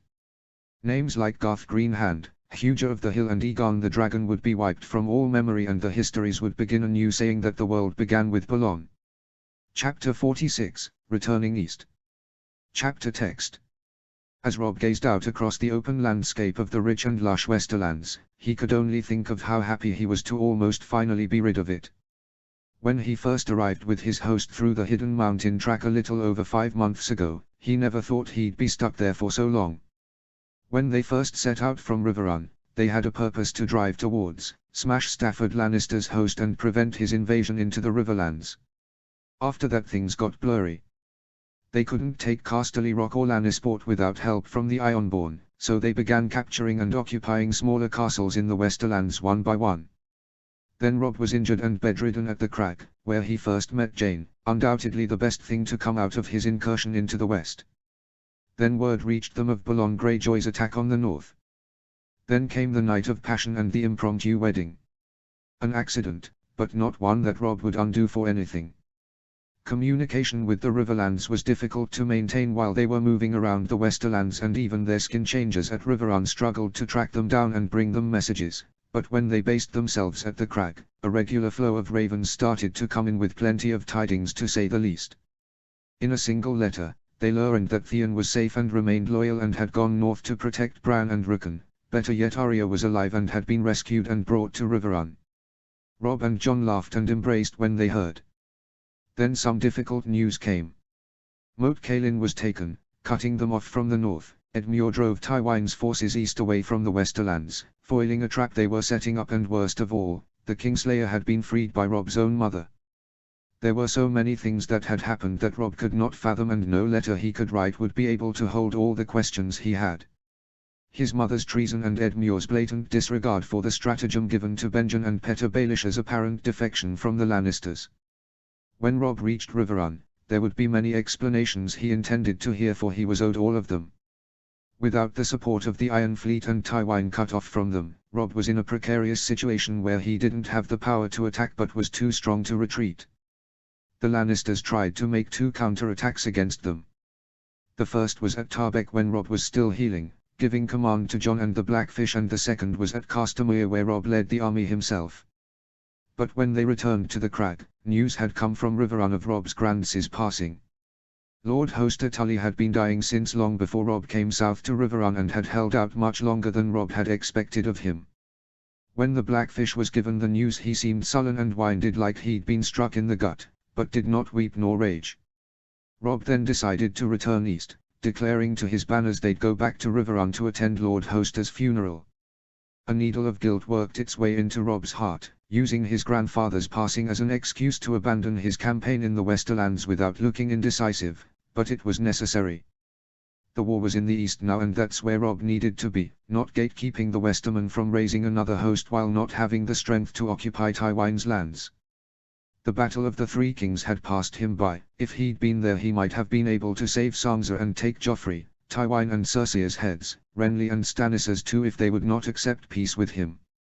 Robb was done with the Westerlands and would waste no more time on it.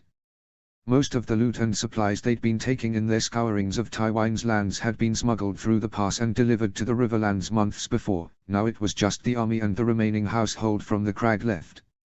Robb had pulled all his men from the Crag, Ashmark, Tarbeck and Castamere, uniting them into a single host and marching them back towards the mountains they had come from so long ago.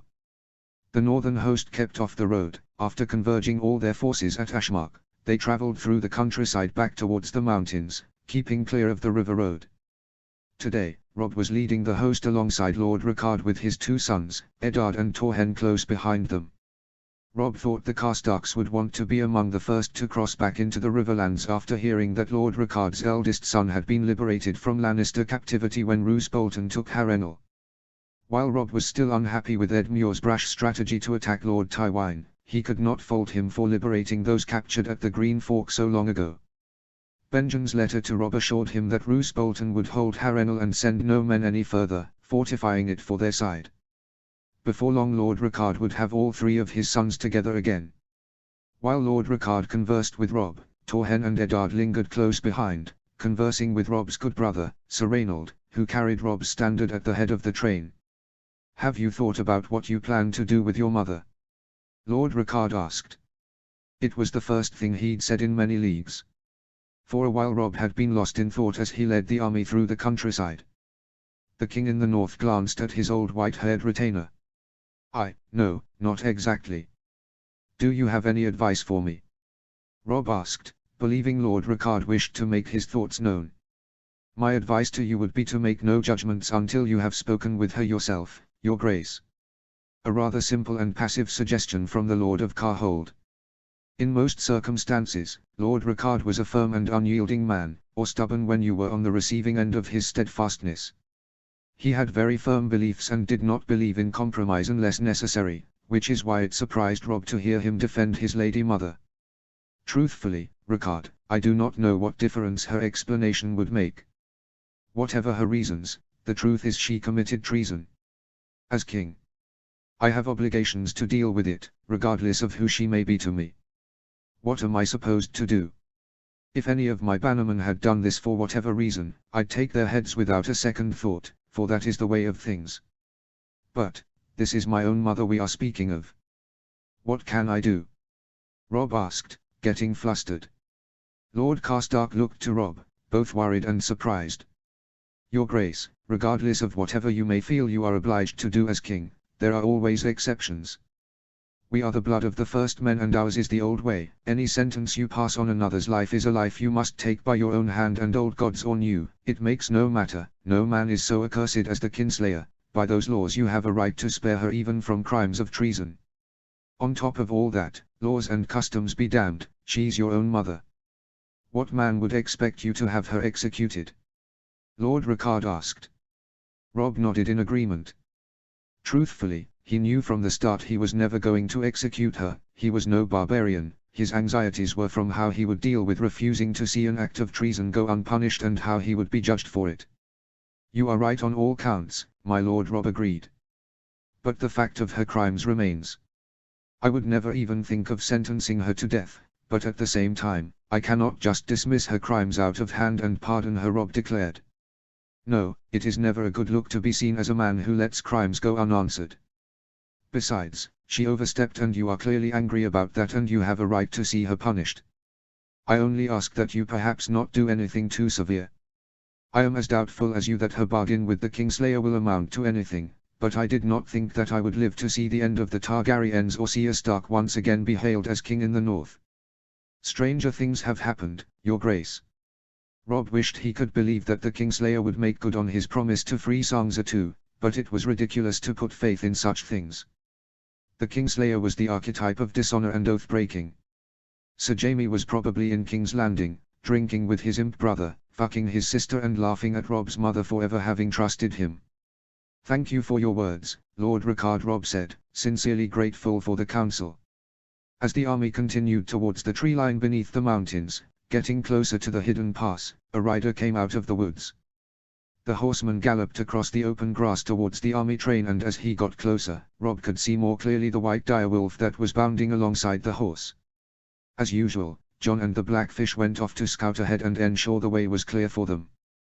While scouting, Jon had dressed lightly, discarding his helm, gorget, spiked spalders and the rest of the heavy plate he wore on his arms and legs.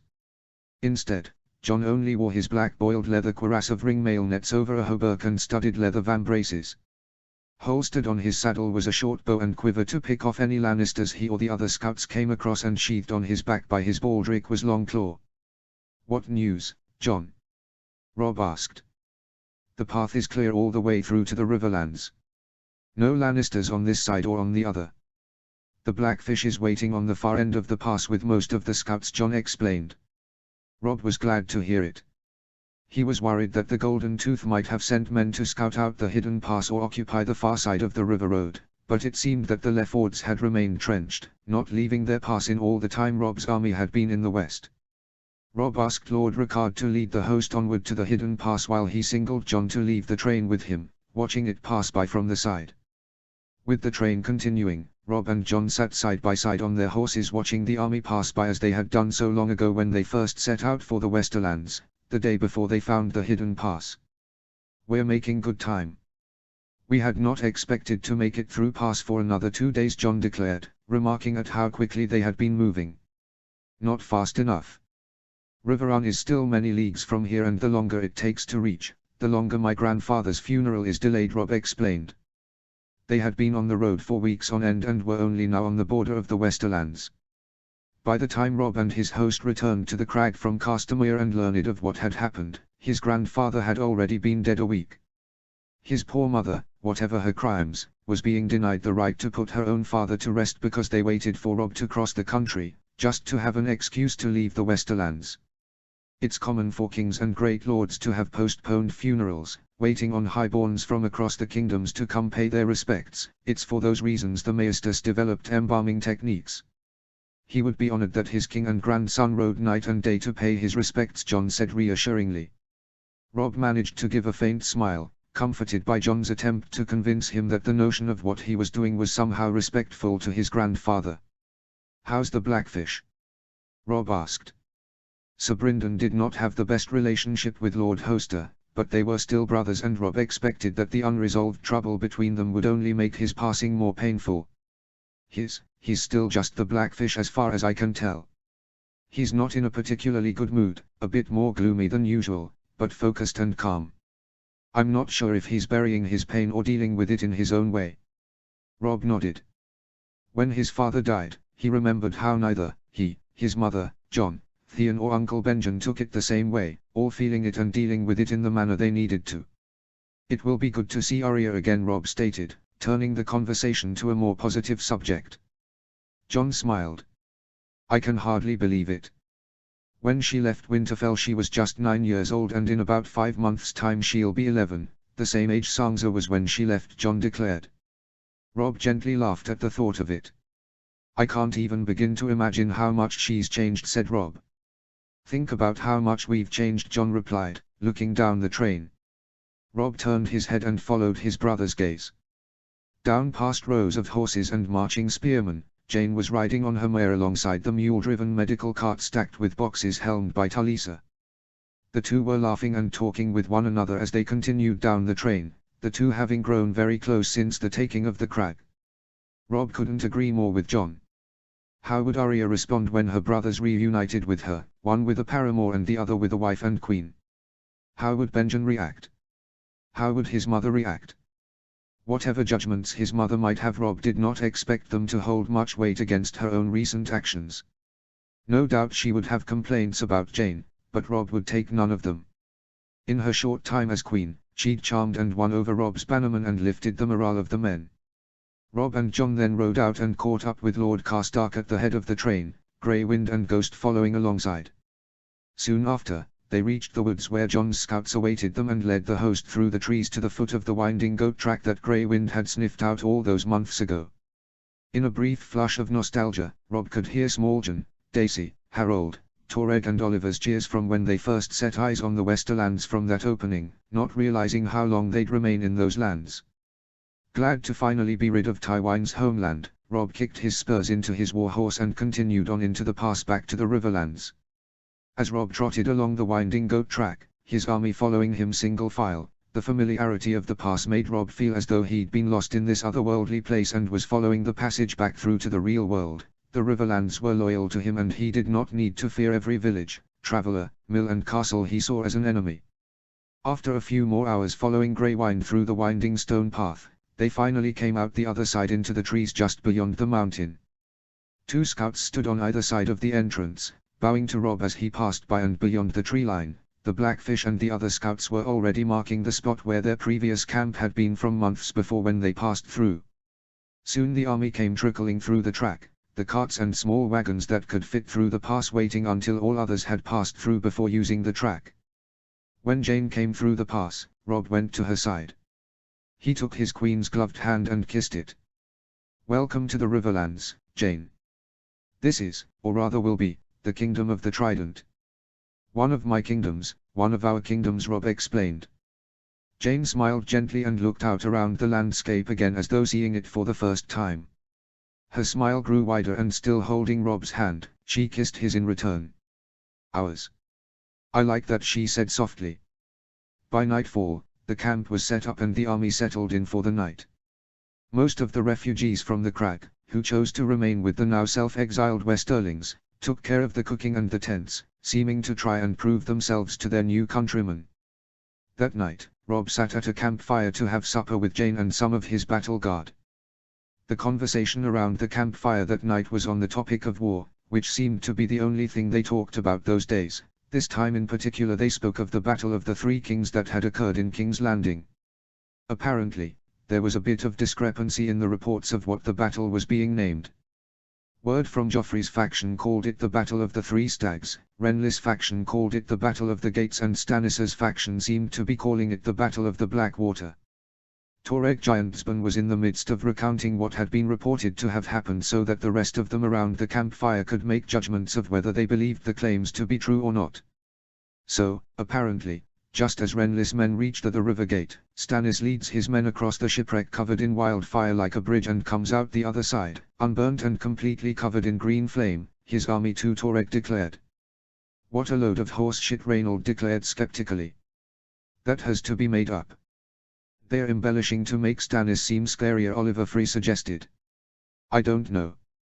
We can't be sure what Stannis's fire priestess is truly capable of," Daisy Mormont suggested, scratching her chin as she looked into the flames of the campfire. "You honestly believe this shit?" Smalljan asked, scoffing. "You honestly believe that of all the different cultures around the world, our priests and shamans and the Valyrians are the only two who know how to do real magic?" Daisy challenged. Several of the Northmen seemed swayed by Daisy's suggestion, if only a little bit. But still, whatever this witch can do, she's clearly delusional. "She thinks Stannis Baratheon is Azor Ahai reincarnated," Eddard Karstark snorted. The Northmen around the campfire let out hearty laughter that their Andal comrades did not understand, but Rob's two squires Oliver and Rolam joined in, trying to fit in amongst the others. "How funny would that be? Eldrick Shadowchaser finally decides to come back 4,000 years too late, and of all the people to be reborn as, he chooses Stannis fucking Baratheon," Torhen bellowed as they laughed again. When the jolly Northerners finally settled down, they noticed the confused faces of their Andal companions. "Begging your pardon, but who is Eldrick Shadowchaser?" Talisa asked. "Sorry, we mean one the Asozi call Azor Ahai. Eldrick Shadowchaser is what we call him in our legends. The great hero from across the sea with his flaming sword tempered in heartbreak," Jon explained, reciting a passage from the old sagas. "He who came flaming across the winter field of war to do battle with the others and their armies of deathless dead," Daisy added, reciting another passage. "And when the new dawn came and the infernal forces were vanquished, Eldrick the brave was found slain, and wept for him did Bran the builder and the last hero, for he was their brother in arms," Rob added at the end. The Northmen raised their cups to Eldrick in honor of his service. After Eldrick died, Bran built the wall and became the first king in the north, and the last hero, whose name has been lost to the centuries, became the first Lord Commander of the Night's Watch. With the Shadowchaser's passing, his followers back in Essos began spouting prophecies about the prince that was promised and his return to face the Great Other. But 4,000 years later, when the Great Other showed up, he was nowhere to be found, Smalljan explained. "After the War for the Dawn, our ancestors surmised the prophecy was just a story, but the fire worshippers from Ashari, like the one Stannis has, insist that the War for the Dawn is still yet to come, and so is Eldrick," Jon added. "What is this Great Other?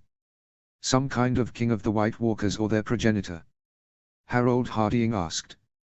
Everyone had heard the story of the Others and the Long Night at least once in their life, from a wet nurse or a maester, or an old book or somewhere else. In the north, it wasn't just a story, it was history, their history. Quite the opposite. He wasn't the first of the Others, but he was the last. "He's the reason our forefathers created the wall," Smalljan explained. The southern members of the campfire were surprised by this. When the long night finally ended, all the green seers across all of Westeros had the same nightmare. The corpse queen returning from the distant north, kissing a human man and turning him into one of the others with a frosted crown upon his head. Then the rest of the others awake from tombs of ice and the armies of the dead rise up again. That's why we built the wall and formed the Night's Watch, Daisy explained. Who is this corpse queen? Talisa asked. One of the earliest of the others. A mistress of darkness from the legends of the Long Night and the War for the Dawn. We have many names for her in the old tales, most commonly, the Mother of Darkness, the Ice Sorceress, the Pale Lady and the other queen, Jon began to explain. And the Winter Horde Ormond Giantspan added, referring to one of her more lewd titles. I used to hate old Nan's stories about her. I remember having nightmares about her coming into my room to turn me into a cold one, Robb declared. In the old legends, she was a woman of the first men, a virgin maiden abducted by whoever or whatever created the others in the first place, Jon stated. You mean you don't know? Jane asked. Robb shrugged. The sagas list off some theories and rumors pointing to various people for various reasons, but nothing is truly known of their origin. Jon then continued the story. The legend says she was stripped and bound to an altar and raped by the first of the Cold Ones, a kidnapped man turned into a servant of ice and death. She then became a Cold One herself and birthed 100 of the others from her womb in a single night, and by the first light of dawn they were all fully grown. Gods be good, Harold uttered. It's also said she was a great beauty with cold, white skin and eyes like blue stars, and whatever man she seduced and fucked would turn into one of the others themselves. Then she disguised herself as a normal human woman, went to the High King Garth Greenhand claiming to be barren and begged him to have sex with her so she could have children. It didn't kill him or turn him into one of them, but it put him into a death-like sleep that we still wait for him to wake from, Torhen added. Without Garth, Westeros shattered into thousands of petty warring kingdoms. The first men, the giants and the children lost all structure and turned to civil war. Westeros was never again as prosperous or as unified as it was in the time of the true king. But he'll be back one day, the sagas promise it, Daisy declared. Only 996 blinks to go, Smalljan toasted, and the Northmen raised their cups to High King Garth, who slept beneath the earth while they waited for him.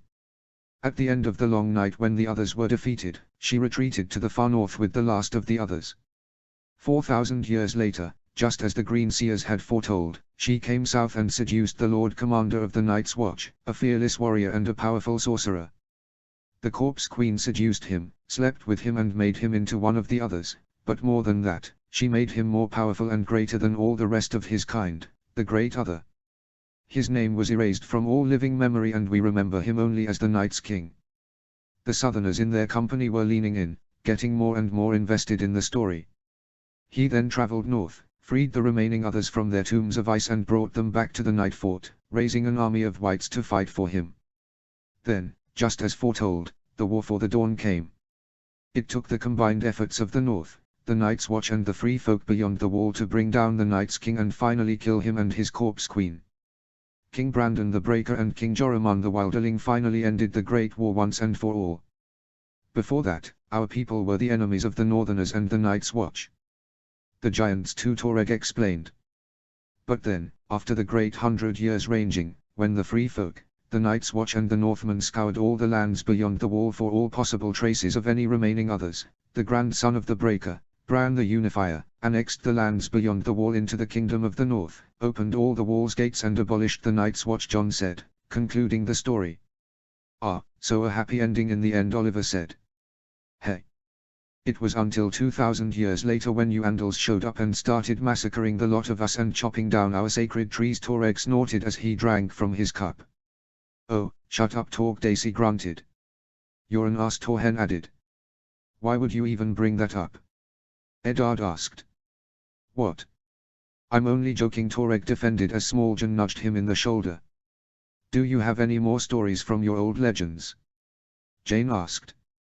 Robb looked around to the other Northmen, all shrugging, vexed by Jane's question. Sure. Loads.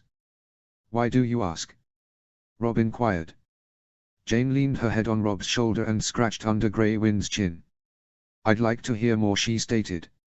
Robb looked around, the rest of their Andal companions and the young surgeon from Volantis were all eager to hear more. Rob shrugged and began telling another tale, one of his favorites he heard from old Nan.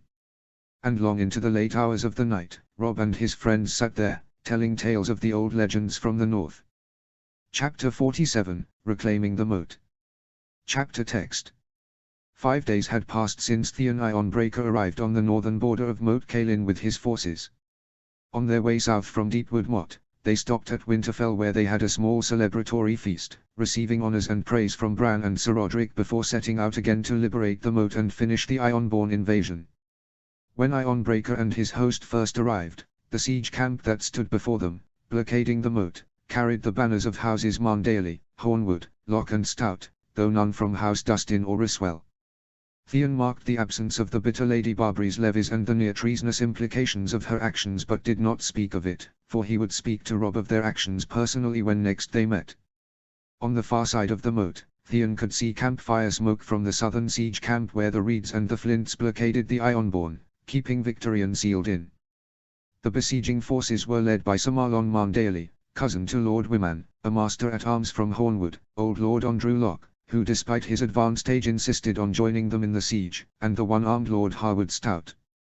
When Theon arrived, he brought Ramsay Snow, Benfred Tallheart, Patrek Mallister, Cleesa Wynn, Horisban and Crowfood Umber. After liberating Deepwood Motte they travelled south together, leaving the remaining Glovers with the Bulls, Woodses, Branches and Foresters to help them secure the motte. When Theon arrived, he took command, dictating the strategy of the siege with skin changers using their bird companions to carry his orders between the two siege camps. The camps could not use siege equipment, for no rams or siege towers could reach any of the towers of the moat and the goal was to retake and maintain the moat instead of raising it, so artillery was out of the question. All they could do was keep the Ironborn boxed in and wait thus far. From the reports made, Victarion took the moat from the north and sailed up the Salt Spear and the Fever River, disembarking from their ships nearly 20 miles west of the moat.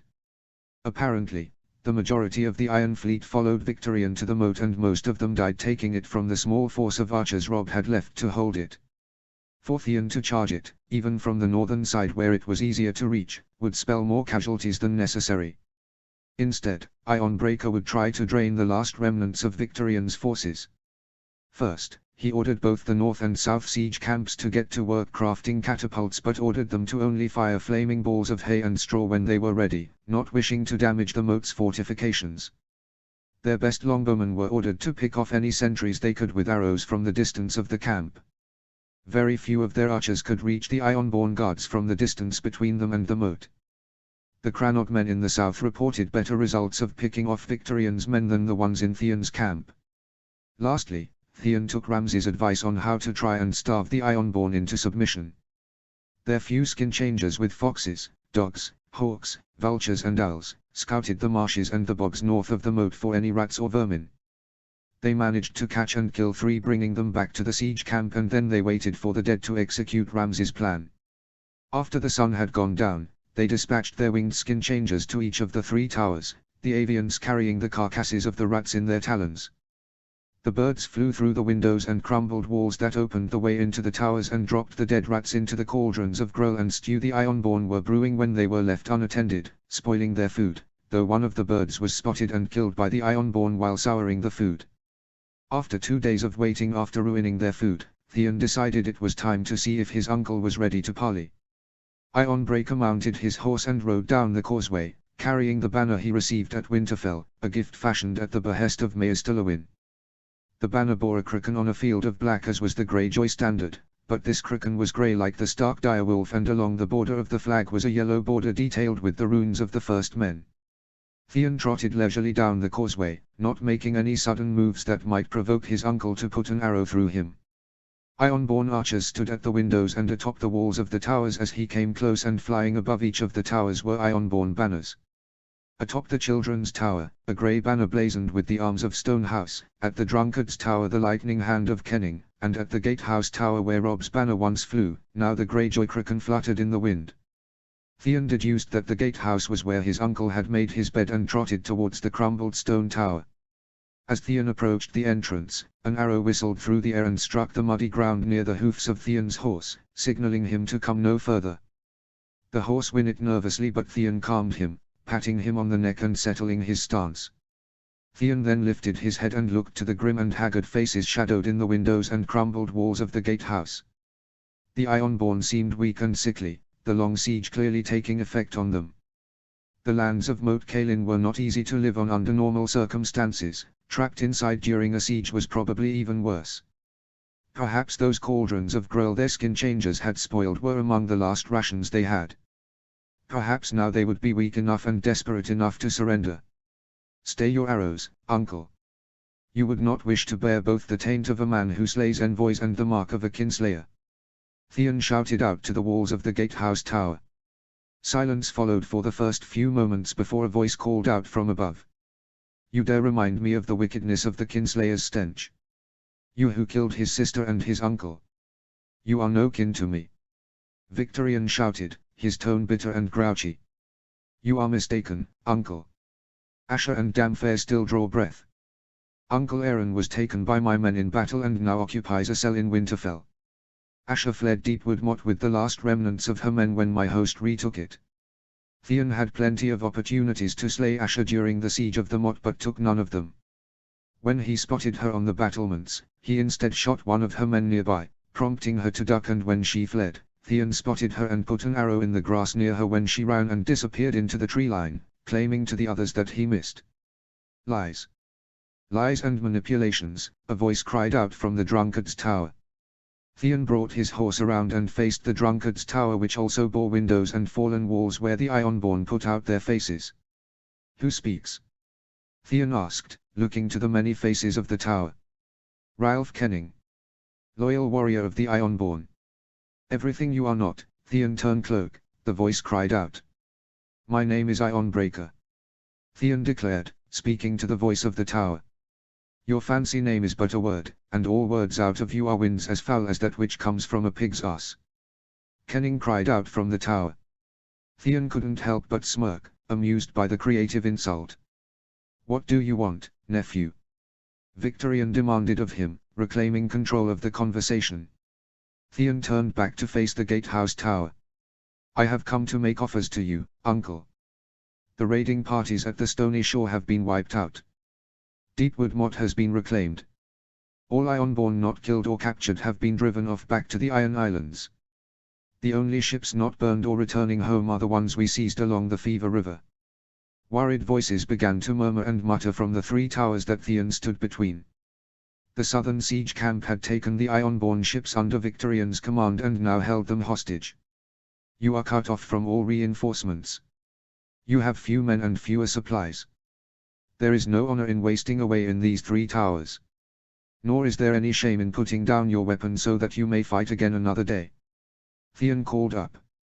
More faint mutterings from the three towers continued to surge in the air around Theon's ears, too quiet and distant for him to make out clearly. You know nothing of my honor, boy. My brother, your father and rightful king, sent me a raven commanding me to hold Moat Cailin to the last man. If I starve to death fulfilling that order, then that is my fate. Better to die free than live as someone's prisoner. You already are my prisoner, uncle, and the moat is your cell. You are surrounded and wasting away. You are trapped. How is that any better than surrendering? Theon challenged. I am free to defy you. I am free to deny your people passage north and south of the moat. I may be trapped, but I am not controlled by you. With fetters on my wrists, you can make me crawl like a dog if it pleases you, but as long as I have an axe in my hand I am no one's prisoner. Theon always knew his uncle Victorian to be a stubborn dolt with little intelligence. He would follow any command in the name of honor and duty, no matter how asinine or pointless it might be. He knew not the difference between duty and uncompromising obedience. Come now, uncle. Be reasonable. If you remain here, you will last less than a fortnight. Moat Cailin will be retaken from your corpses and your acts of defiance will amount to nothing. I offer you food, healing for your sick and wounded, safe passage to your ships and return home. The Ironborn invasion is over. Here, you are only delaying the inevitable. Return to my father and serve him in useful ways rather than waste away here, pointlessly. Theon pleaded. Victorian responded with a stern, gruff, insincere laugh. You expect me to believe that?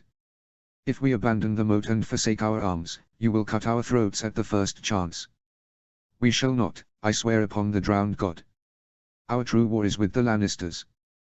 They are our real enemy. This invasion has been naught but a distraction and a meaningless waste of life on both sides. If you return to the Iron Islands we will not seek revenge. Damfair will remain with us, taking my place as a hostage to keep the peace, and let that be the end of it. A mighty growl came from within the gatehouse tower, followed by an axe spinning through the air out of one of the tower's windows and landing in the bog a short distance away from Theon. We are not your lessers. We do not live by the mercy of the rabble of the Green Lands. You will not pity us. We are Ironborn. We are Vigar's chosen warriors. The Northerners cannot just dismiss us and send us away when they are done with us. We do not submit. We do not break. We do not cower. Victorian cried out. You know nothing of what it is to be Ironborn. You are just like your uncle Euron. Selfish, disloyal, dishonorable. Go now, traitor. Go back to your northern masters. Go. Go. Flee before I kill you here and now. Go and wait for me to show you what it truly means to be Ironborn. Theon sighed in dismay and shook his head, finally accepting he would get nowhere with his uncle. Stubborn and as stupid as an ox.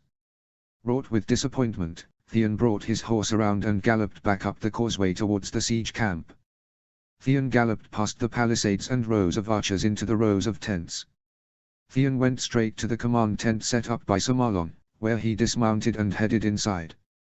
Within the pavilion, he found the siege force's highborns gathered around a table with a map of the moat draped over it. All eyes fell on Theon as he reached the table. Well, what word from Victorian?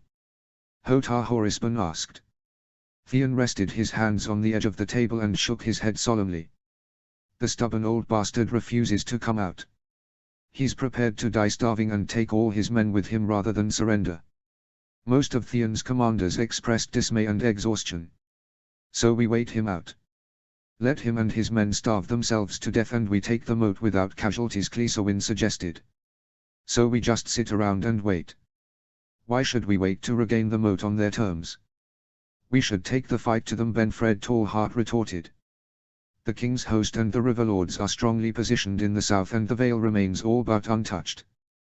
There is no urgency to reclaim Moat Cailin at this time. Why waste men taking it now when we can claim it bloodlessly from rotting Ironborn corpses within one turn of the moon? Lord Andrew asked. What message does that send our enemies? If we cannot take the moat by force, Stannis, Renly or the Lannisters will be inclined to take it for themselves when they wish to weaken us, Crowfoot declared. We've already agreed to leave a stronger force here when we retake the moat. It cost Victorian the majority of his force to seize it in the first place with the few men we already had there, Sir Marlon declared. We can continue to pick off the Ironborn with our archers. Keep poisoning their supplies, use the catapults to fling rotting carcasses of cattle when they've finished construction, Ramsay suggested. The more Ironborn we pick off, the more they can stretch their rations, Lord Harwood Stout stated. How many men did you see when you entered the moat, Lord Ironbreaker? The Hornwood Master at Arms asked.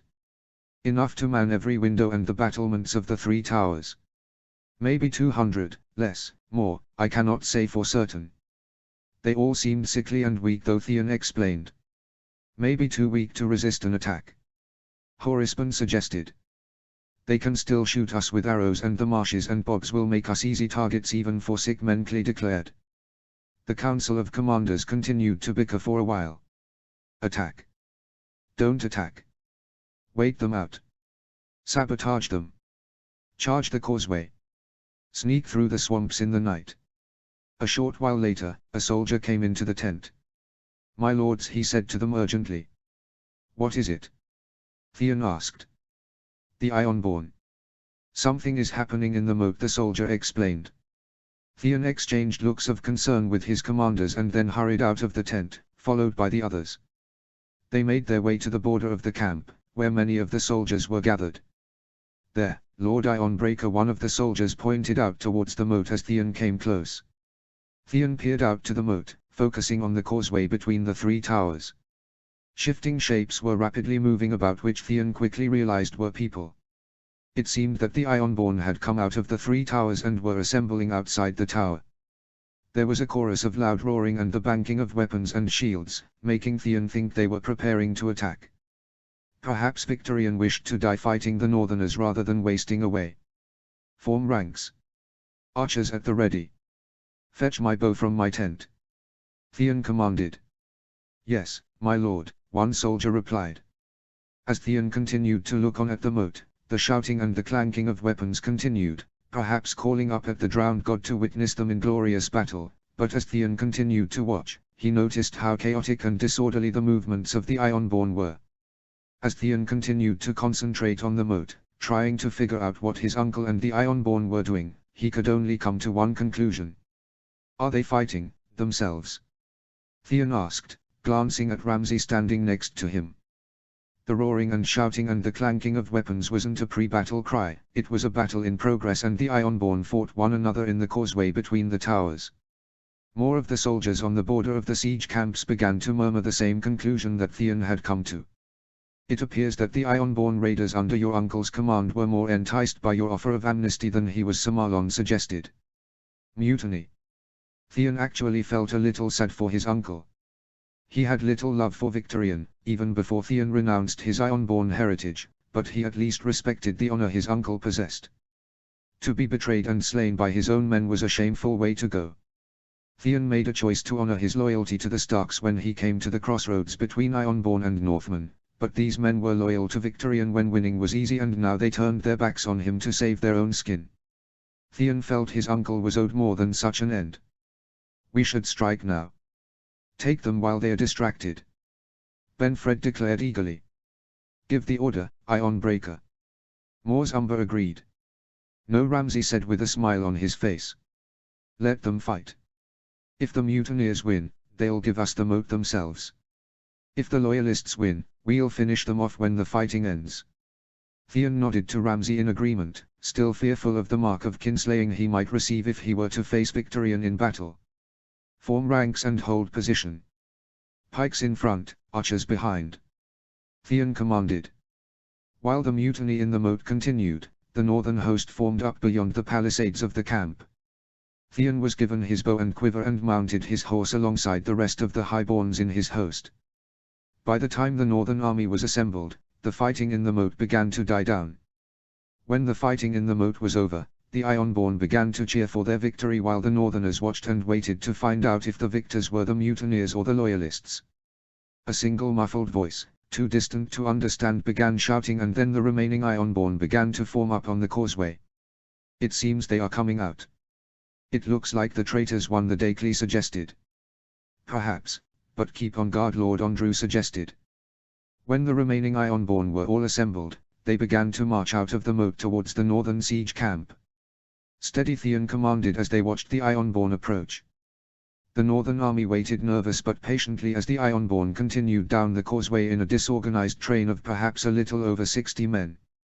Theon became more assured that the mutineers had won and were coming down the causeway to surrender, since not even Victorian was stupid enough to lead 60 Ironborn to challenge a force of 9,000 Northmen. As the approaching force got closer, their appearance got clearer. The Ironborn seemed haggard, tired and weak to say the least. Pale and sickly from the fatigue siege as well as blooded and battered from the skirmish. Many of them limped down the causeway, dressed in mail, studded leathers and plate, bearing swords, axes, spears and round shields. If they meant to surrender, then they would probably plan to throw the weapons down at the feet of the Northmen as a symbol of surrender. When the Ironborn reached the damp and muddy moors on either side of the causeway, beyond the swampy marshes and bogs, the Ironborn began to spread out on either side, turning from a train into a horizontal line of reavers. Theon began to feel nervous as he looked to the grim faces of the approaching warriors. As sick and as ill-looking as they may have been, their expressions seemed angry and determined. Theon's eyes then caught a man amongst the ranks of approaching Ironborn, taller than the rest, cloaked, axe-wielding, dressed in mail and plate and bearing a black war helm decorated with an iron kraken, whose tentacles coiled down below his jaw. Victorian, Theon thought. Archers at the ready. Theon commanded. The army readied for combat, with the pikesmen lowering their spears and raising their shields as the archers knocked their arrows. The Ironborn seemed to notice the Northmen readying for battle and broke into a charge. "Draw!" Theon shouted as the archers pulled back their arrows. "Loose!" he commanded as the barrage of arrows whistled through the air and rained down upon the Ironborn. The arrows felled several of the Ironborn, but many held up their shields and blocked the arrows as they rained down. The Ironborn that remained moved slowly through the muddy moors, beleaguered and ill from the siege, exhausted and injured from the skirmish with the mutineers, but nonetheless, they continued on, many with arrows sticking out of them. Theon commanded another barrage of arrows, slaying more Ironborn, leaving perhaps 15 enemies left, almost all of them injured, bearing arrows sticking out of their armor, some crawling on the ground towards the northern army. Theon called for another barrage of arrows, finishing off the rest of the Ironborn, save for one persistent reaver. Theon's uncle Victorian was staggering towards the northern army alone, dripping with blood and bristling with arrows like a hedgehog. He finally fell to his knees just a dozen or so paces from the front line of pikesmen of Theon's host. Victorian leaned forward on his knees, his shoulders going up and down as he panted heavily. Theon expected him to keel over and die then and there, but then he leaned back his head, cast his shield aside and removed his crooken helm. For the first time since he was a boy, Theon saw the face of his uncle, a stern and ugly broad face with long black hair flecked with grey. He'd grown a long grey beard, his skin was pasty and pale and his eyes bloodshot red, the siege taking effect on him as well. "Come on then!" he cried out between his heavy pants. "Finish it! Finish it, traitor! Earn your mark, Kinslayer!" Victorian challenged, spreading his arms out and holding his axe tightly. The archers behind Theon began to draw their arrows. "No!" Theon commanded. Since beginning the counter-attack against the Ironborn invasion, Theon had been living in fear of the mark of Kinslayer, not wishing to bear the shame of such an accursed mark. But seeing his uncle on his knees, bleeding into the grass, waiting for his end, it would make no difference if Theon let the archers under his command fire the arrows, the blood would still be on his hands. Theon would be a Kinslayer, there was no changing that. He could not just order someone else to finish off his uncle and claim the death was not his doing. Theon's father, his real father, always told him, that the man who passes the sentence should swing the sword. If Theon was to be the cause of Victorian's death, he owed it to him to be the man who fired the final arrow. Theon drew the arrow from his quiver, his hands shaking as he nocked it. As Theon pulled back the bowstring, it felt tighter and harder to draw than ever before. Theon lined his uncle's head up with the tip of the arrow, wishing for a quick and clean kill to avoid any chance of drawing out Victorian's death. Theon focused his aim on his uncle's face and the old gruff Greyjoy nodded to Theon, perhaps the slightest bit grateful that Theon was willing to do it himself. Victorian then staggered to his feet, gave one final battle cry and charged the ranks of the Northmen with his axe raised, and Theon let the arrow fly loose, ending his charge in a moment. Victorian had died in battle, unyielding and with honor. The Northmen cheered in glory with Ramsay reaching across from his saddle and patting Theon on the shoulder.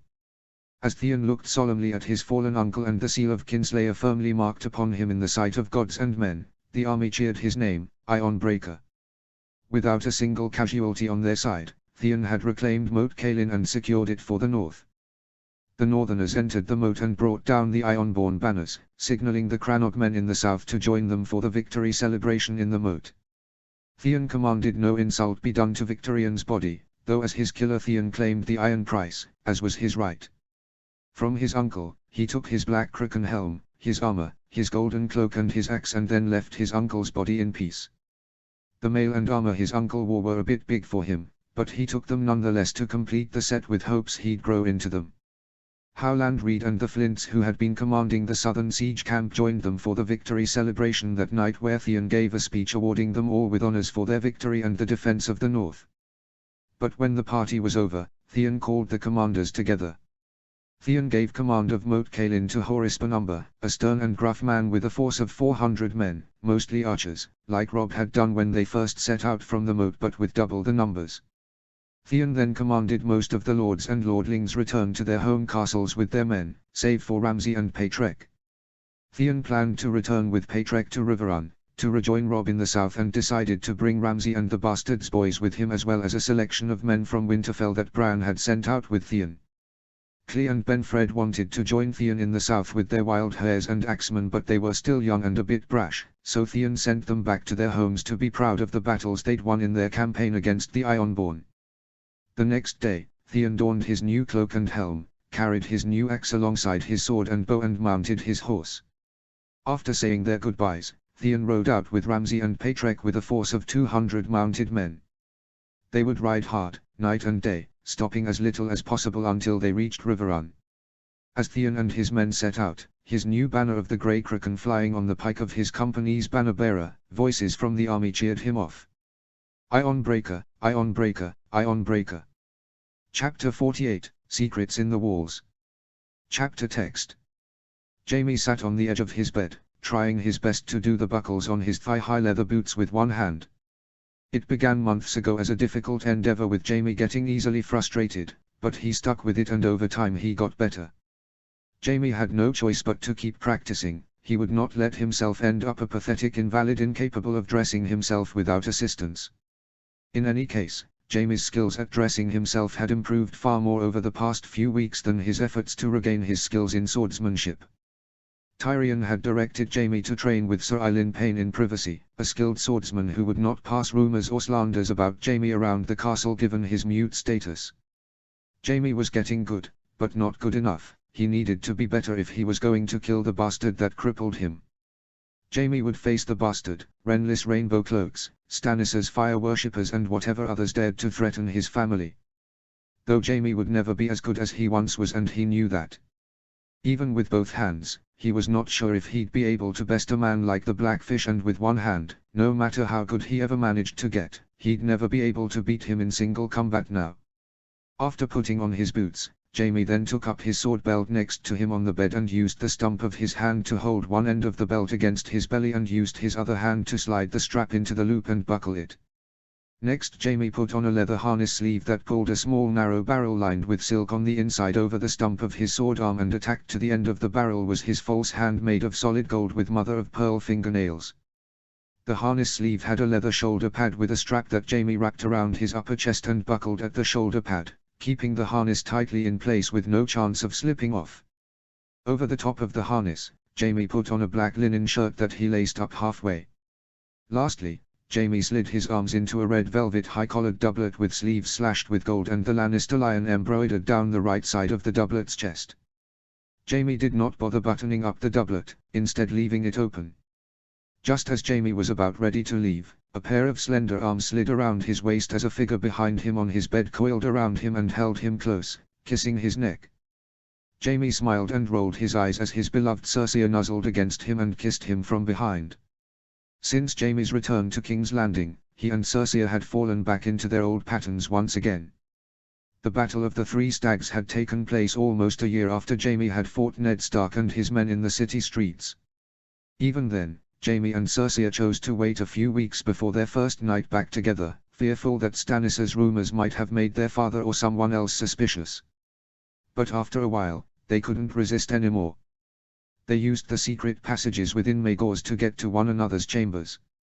Jaime knew them well, for Aerys used them often to get from the Red Keep to the underground caches where he kept his wildfire.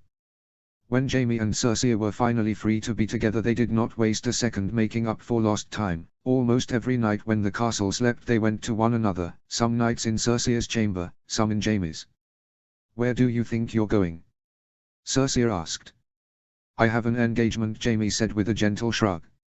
"So late in the night? With whom?" "None of your business," the Kingslayer insisted as he turned around and kissed Cersei on her red lips. Cersei enjoyed the kiss for a moment but turned her head away. "I'm being serious, where are you going?" Cersei asked. Fuck, Jaime thought to himself. He'd picked one hell of a night to sleep with Cersei, the same night he was due to meet Tyrion and discuss their plot to get Lady Sansa back to her mother.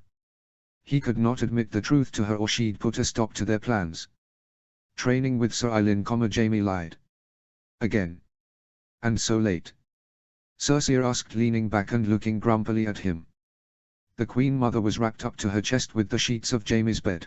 Beneath the bed covers she was bare down to her smooth fair skin. Her gorgeous green eyes mesmerized Jaime and golden curls fell down past her shoulders.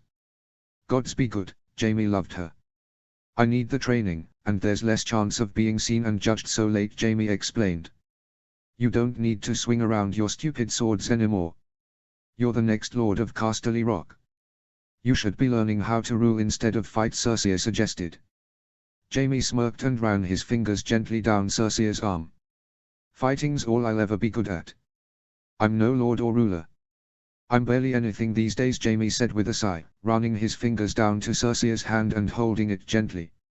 Nonsense, Cersei refuted. You just need some nurturing. Whenever you get confused, come see me. I know how this game is played, I can help you win it. Cersei leaned forward and kissed Jaime. I'm afraid father doesn't want me to be nurtured, he wishes me to be forged. Held over an open flame until I am bright and red and then hammered into the shape that suits him. The old fucker wishes to live on another 40 or so years after he's dead and buried through me. If he has his way, I would exist only as a perfect copy of him to carry on his damnable legacy. Cersei snorted. Well, father is wasting his time. He already has his successor, one whose mind is as sharp as his, but he cannot see that it is I who will carry on the family legacy. If he'd named me Hand of the King rather than Tyrion, Stannis and Renly would have been wiped out before your host even arrived, the Queen asserted. Jaime would not argue with her because he didn't have the time or the strength to deal with his great love's stubborn arrogance, but he knew her to be dead wrong. Jaime loved Cersei with all his heart, but she was not perfect and she was not as smart as she claimed to be. Cersei was right that Tywin did ignore his true heir, the one who had his intellect and his devotion to the family, and that heir was born in a shape that made Tywin deny this truth, but that shape he rejected was not of a woman, it was of a dwarf. You have no idea how sickening it is for our father to walk into my castle and dictate to me, the Queen, how to run my own house. He makes Joff train with swords twice a day with the Master-at-Arms and his Kingsguard and insists they be rough with him. He makes him study house names and histories with Pycelle and forces him to attend small council meetings. He looks beleaguered and tired in those meetings, the poor thing. Worse still, he is forbidden from speaking on any issues, and yet father will make him recite and explain the context of each article we deal with, and if he fails to listen, we start over. To Jaime, that hardly seemed something to complain about. Jaime saw what Joffrey was when his father pulled the boy king out from under his own bed, crying like a newborn infant and begging for his life. Jaime felt shame, not only in Joffrey but in himself for not playing a more active role in steering him towards being a better man. It was not like the fat idiot he thought to be his father ever tried to make anything of Joffrey, too busy drinking and whoring. But now Jaime barely got to see Joffrey. When he wasn't training or studying or attending small council meetings, Tywin would always find something else for Joffrey to do that would instill kingly virtues in him. Jaime had asked to be allowed entry into the small council if only to spend more time in silence with his family, but Tywin insisted Jaime study and learn so that he might contribute to the administration of the realm if he wished to join them. Jaime was just about the only person not on the council these days. Joffrey as king, Cersei as his regent, their father as Hand, Tyrion his special advisor, Uncle Kevan the new master of laws, Giles Rosby the master of coin, Pycelle restored as Grand Maester, Varys still Master of Whisperers, Sir Adam Marbrand as Lord Commander of the City Watch, and Meryn Trant of all people as Lord Commander of the Kingsguard. The most senior member of the Kingsguard, Tywin's reasoning was worse yet than dismissing Jaime and promoting Meryn. His father had let Joffrey keep the Hound as a White Cloak and even reinstated the likes of Boros Blount to the Kingsguard. And Tommen, his ate and father, has him sit and study the history of the Stormlands with Pycelle 2 hours a day. He's just a boy and father acts like he wants him to be ready to rule Storm's End immediately, Cersei declared. Jaime smiled. I spoke with Tommen a few days ago, he seems very excited about his studies of the Stormlands now. Apparently, Tyrion gave his nursemaid a couple of storybooks about the Baratheons, now he listens to the fairy tales at night and the next day he gets to learn them all over again in greater detail with Pycelle. He even says he wants to learn how to read so he can help Pycelle with the books. Apparently the Grand Maester mumbles a lot, said Jaime, trying to comfort Cersei. Jaime leaned in for another kiss but Cersei turned her head away, grimacing. I don't like Tyrion getting involved in Tommen's affairs, she grunted. Jaime hung his head and sighed. Really?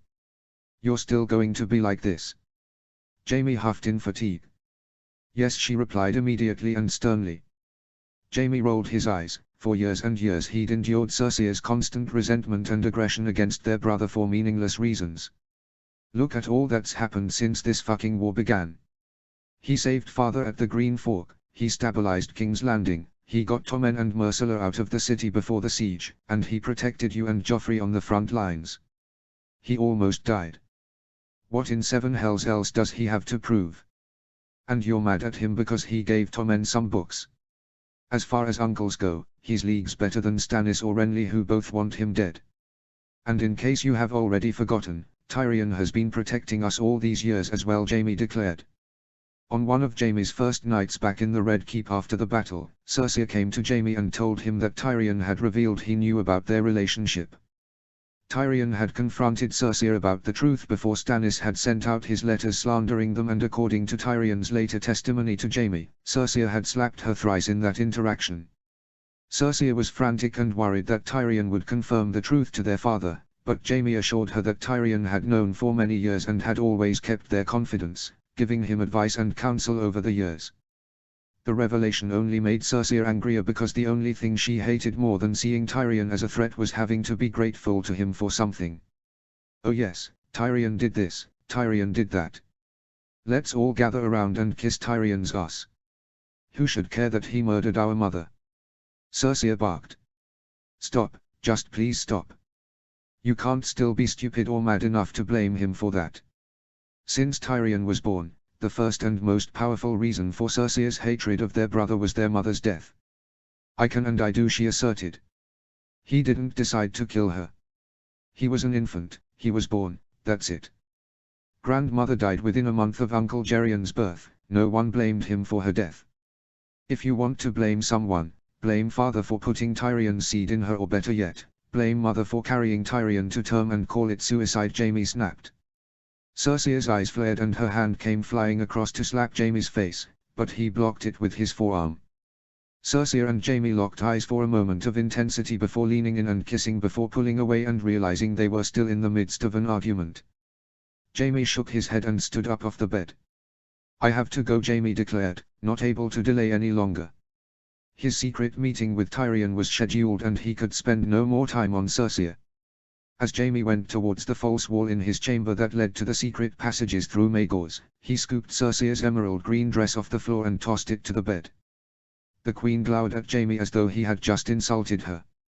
Is this your way of dismissing me like a common whore? Sending me packing now that you've had your good fucking? Cersei asked. No. It's my way of saying that the hour is already very late. I will probably not be back for several hours more, and when I do return, I shall most likely be very tired. So you would probably do best to head back to your own chambers lest your handmaidens find you missing from your bed the next morning, Jaime explained.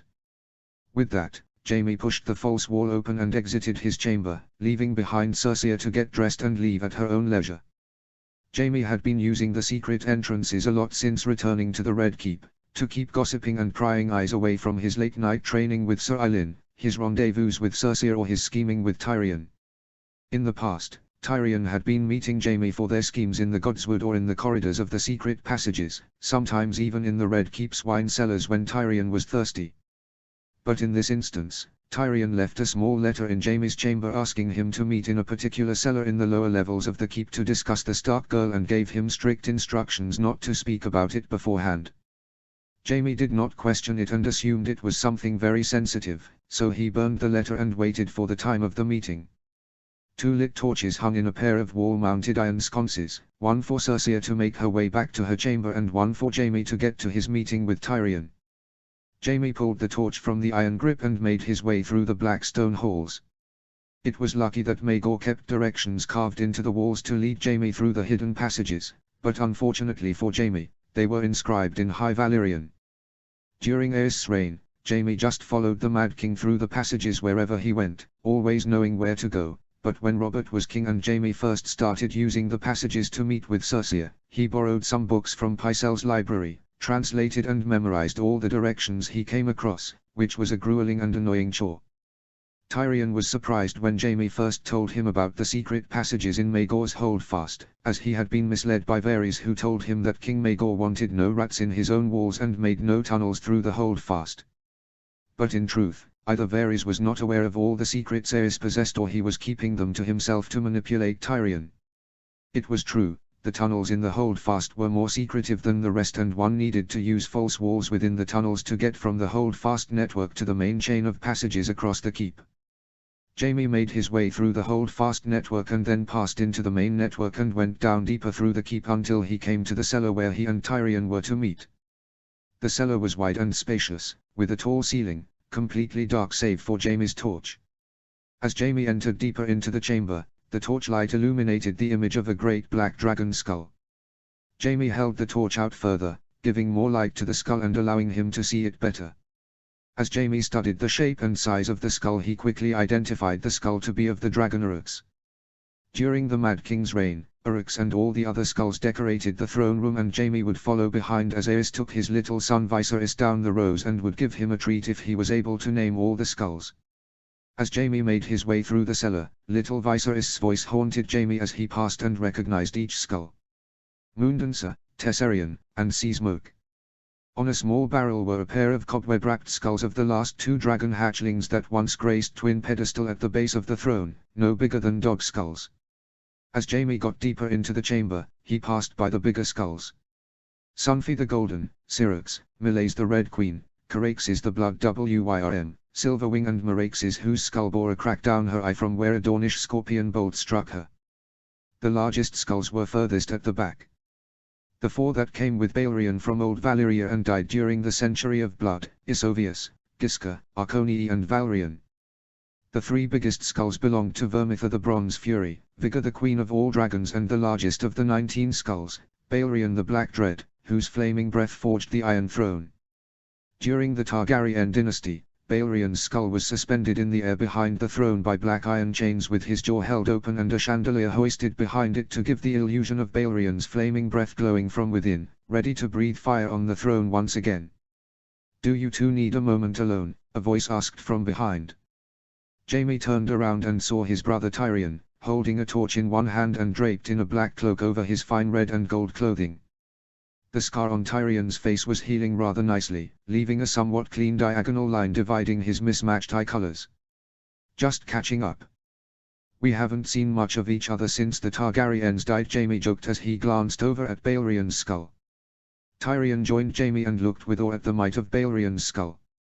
Since he was a small child, Tyrion had always been a bit of a dragon enthusiast. He'd even asked one of their uncles for one as a gift for his name-a-day and was heartbroken when he found out they had died out. After a moment of silent observation, Tyrion exhaled deeply. "Well, as much as I'd love to look at dragon skulls with you all night, we have matters to discuss. So unless one of our Valyrian friends here wishes to spring back to life and fly young Lady Stark back into her mother's arms, we should move on," Tyrion declared. "If they are such a distraction, then why did you want us to meet here?" Jaime asked, looking around the cellar. Tyrion smirked with a confused expression. "What are you talking about?" "This meeting was your idea," Tyrion responded. The hairs on the back of Jaime's neck stood up and discomfort surged through his body. Jaime looked at his brother with an expression of worry and seriousness. "Tyrion, I came here tonight because I found a letter from you in my chamber asking to meet at this place and time." Tyrion's face went grim. "I came here because I found a letter from you for the exact same reason," he replied. "Fuck," Jaime thought. "We've walked into an ambush," Jaime declared, handing his torch to Tyrion and using his one good hand to draw his sword. The letter had mentioned Sansa Stark as the subject for their meeting by name, meaning whoever had tricked them into meeting knew what they were plotting. Who could it be? Their father. Varys. Jaime's head swiveled left from right, studying the shadows for anything moving. Jaime soon spotted a shifting black figure moving near the skull of Arconii and Jaime rushed the figure. The figure was wrapped in a long hooded black cloak and stumbled back as Sir Jaime came close, but Jaime caught him and threw him to the ground holding the blade to the throat of the hooded figure. When Tyrion came close with the torches, Jaime pulled the hood off. Jaime wasn't sure what he was expecting to see when he pulled the hood off, but he sure as all seven hells wasn't expecting who he did find. Jaime glanced to Tyrion and the brothers shared confused looks. Lying on the ground, huffing in terror with his hands raised and wide eyes was Sir Dontos Hollard. or rather the man who was Sir Dontos Hollard before being reduced to court fool by Joffrey on his name-a-day ceremony. He was a portly man with a thick neck, big round eyes, stubble, blotchy skin and a red nose full of broken veins. When Jaime usually saw Dontos around the castle, he was in a cap and bells and a doublet that was sewn with diamonds of many different colored fabrics, but now he wore a long dark cloak over peasant attire of muted colors. "Dontos?" Jaime asked, wishing to hear him confirm his identity. "Good evening to you, Sir Jaime." "Good evening, Lord Tyrion," he greeted calmly but carefully as he still had Jaime's sword to his throat. "What the fuck is this?" Tyrion asked sternly. "Speak quick or lose your head," Jaime threatened, speaking in a steely voice as he pressed the edge of his blade against Dontos's throat.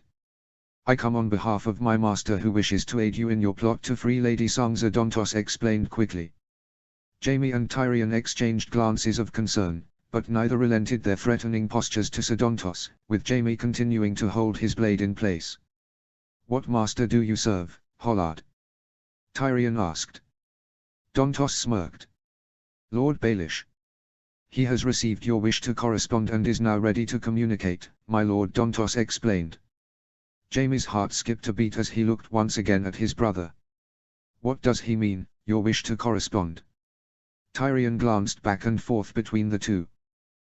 Months ago, shortly after Stannis and Renly's battle at Storm's End, I asked Varys to use his spies to get me in touch with Littlefinger. I wanted to work with him to trade you for Sansa Stark. I thought he'd be open to such an alliance to curry favor with his beloved Catelyn, but the fucker never responded to any of Varys's approaches," Tyrion explained. "My lord has no wish to work with the spider. Lord Varys is venomous, incalculable and untrustworthy. Now that you no longer include Lord Varys in your scheming since Lord Tywin's return, Lord Baelish is happy to build an alliance with you in regard to Lady Sansa's safety."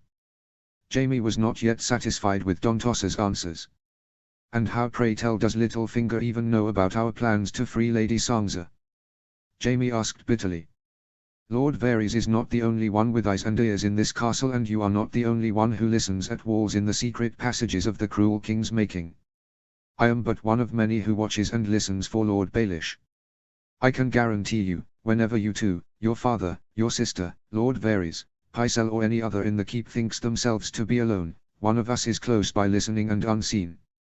Even Varys's little birds are stalked by our own," Dontos explained. "And what's to stop me from torturing the names of your fellow conspirators out of you and lining all your heads on pikes along Maegor's walls?" Sir Jaime wondered aloud as he brandished his sword blade above Dontos's throat. "I will admit. I am a man with little to live for other than my life, but I only know so much. Only Lord Baelish truly knows how wide his web has been spun and how many people are a part of it.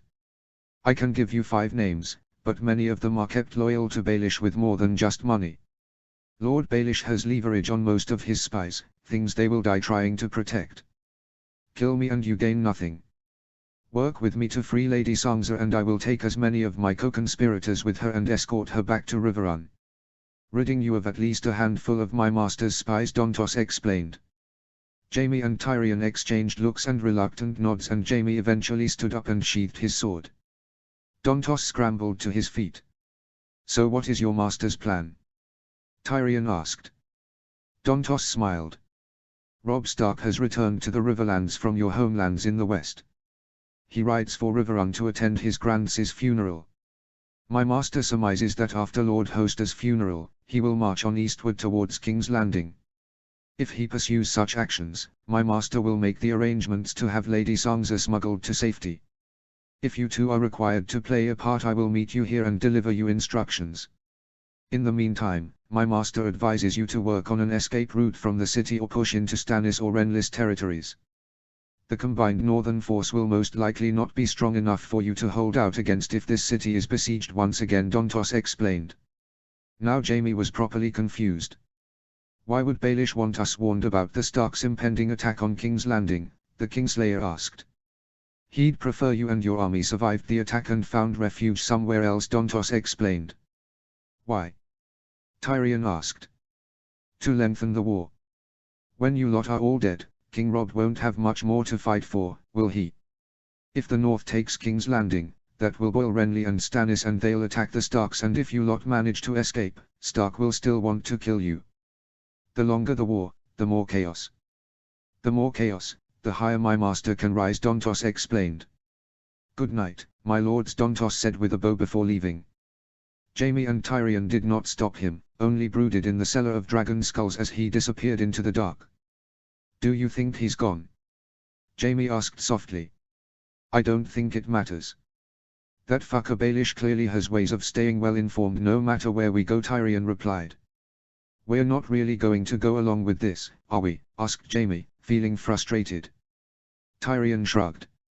I don't think we have a choice. You heard him, he has eyes and ears everywhere. I swore an oath to Lady Catelyn, on my love for Cersei. I swore to get her daughter back to her. But there is a huge difference between smuggling the Stark girl out and being complicit in treason with Robb Stark's servant. Jaime growled. I don't like it either. But in case you haven't noticed, we just discovered that Baelish has full knowledge of all our secret plans to get the Stark girl out. Clearly, even our most closely guarded secrets are privy to his ears. All these months in the Godswood and the hidden corridors we thought we were unseen, he had people listening to us.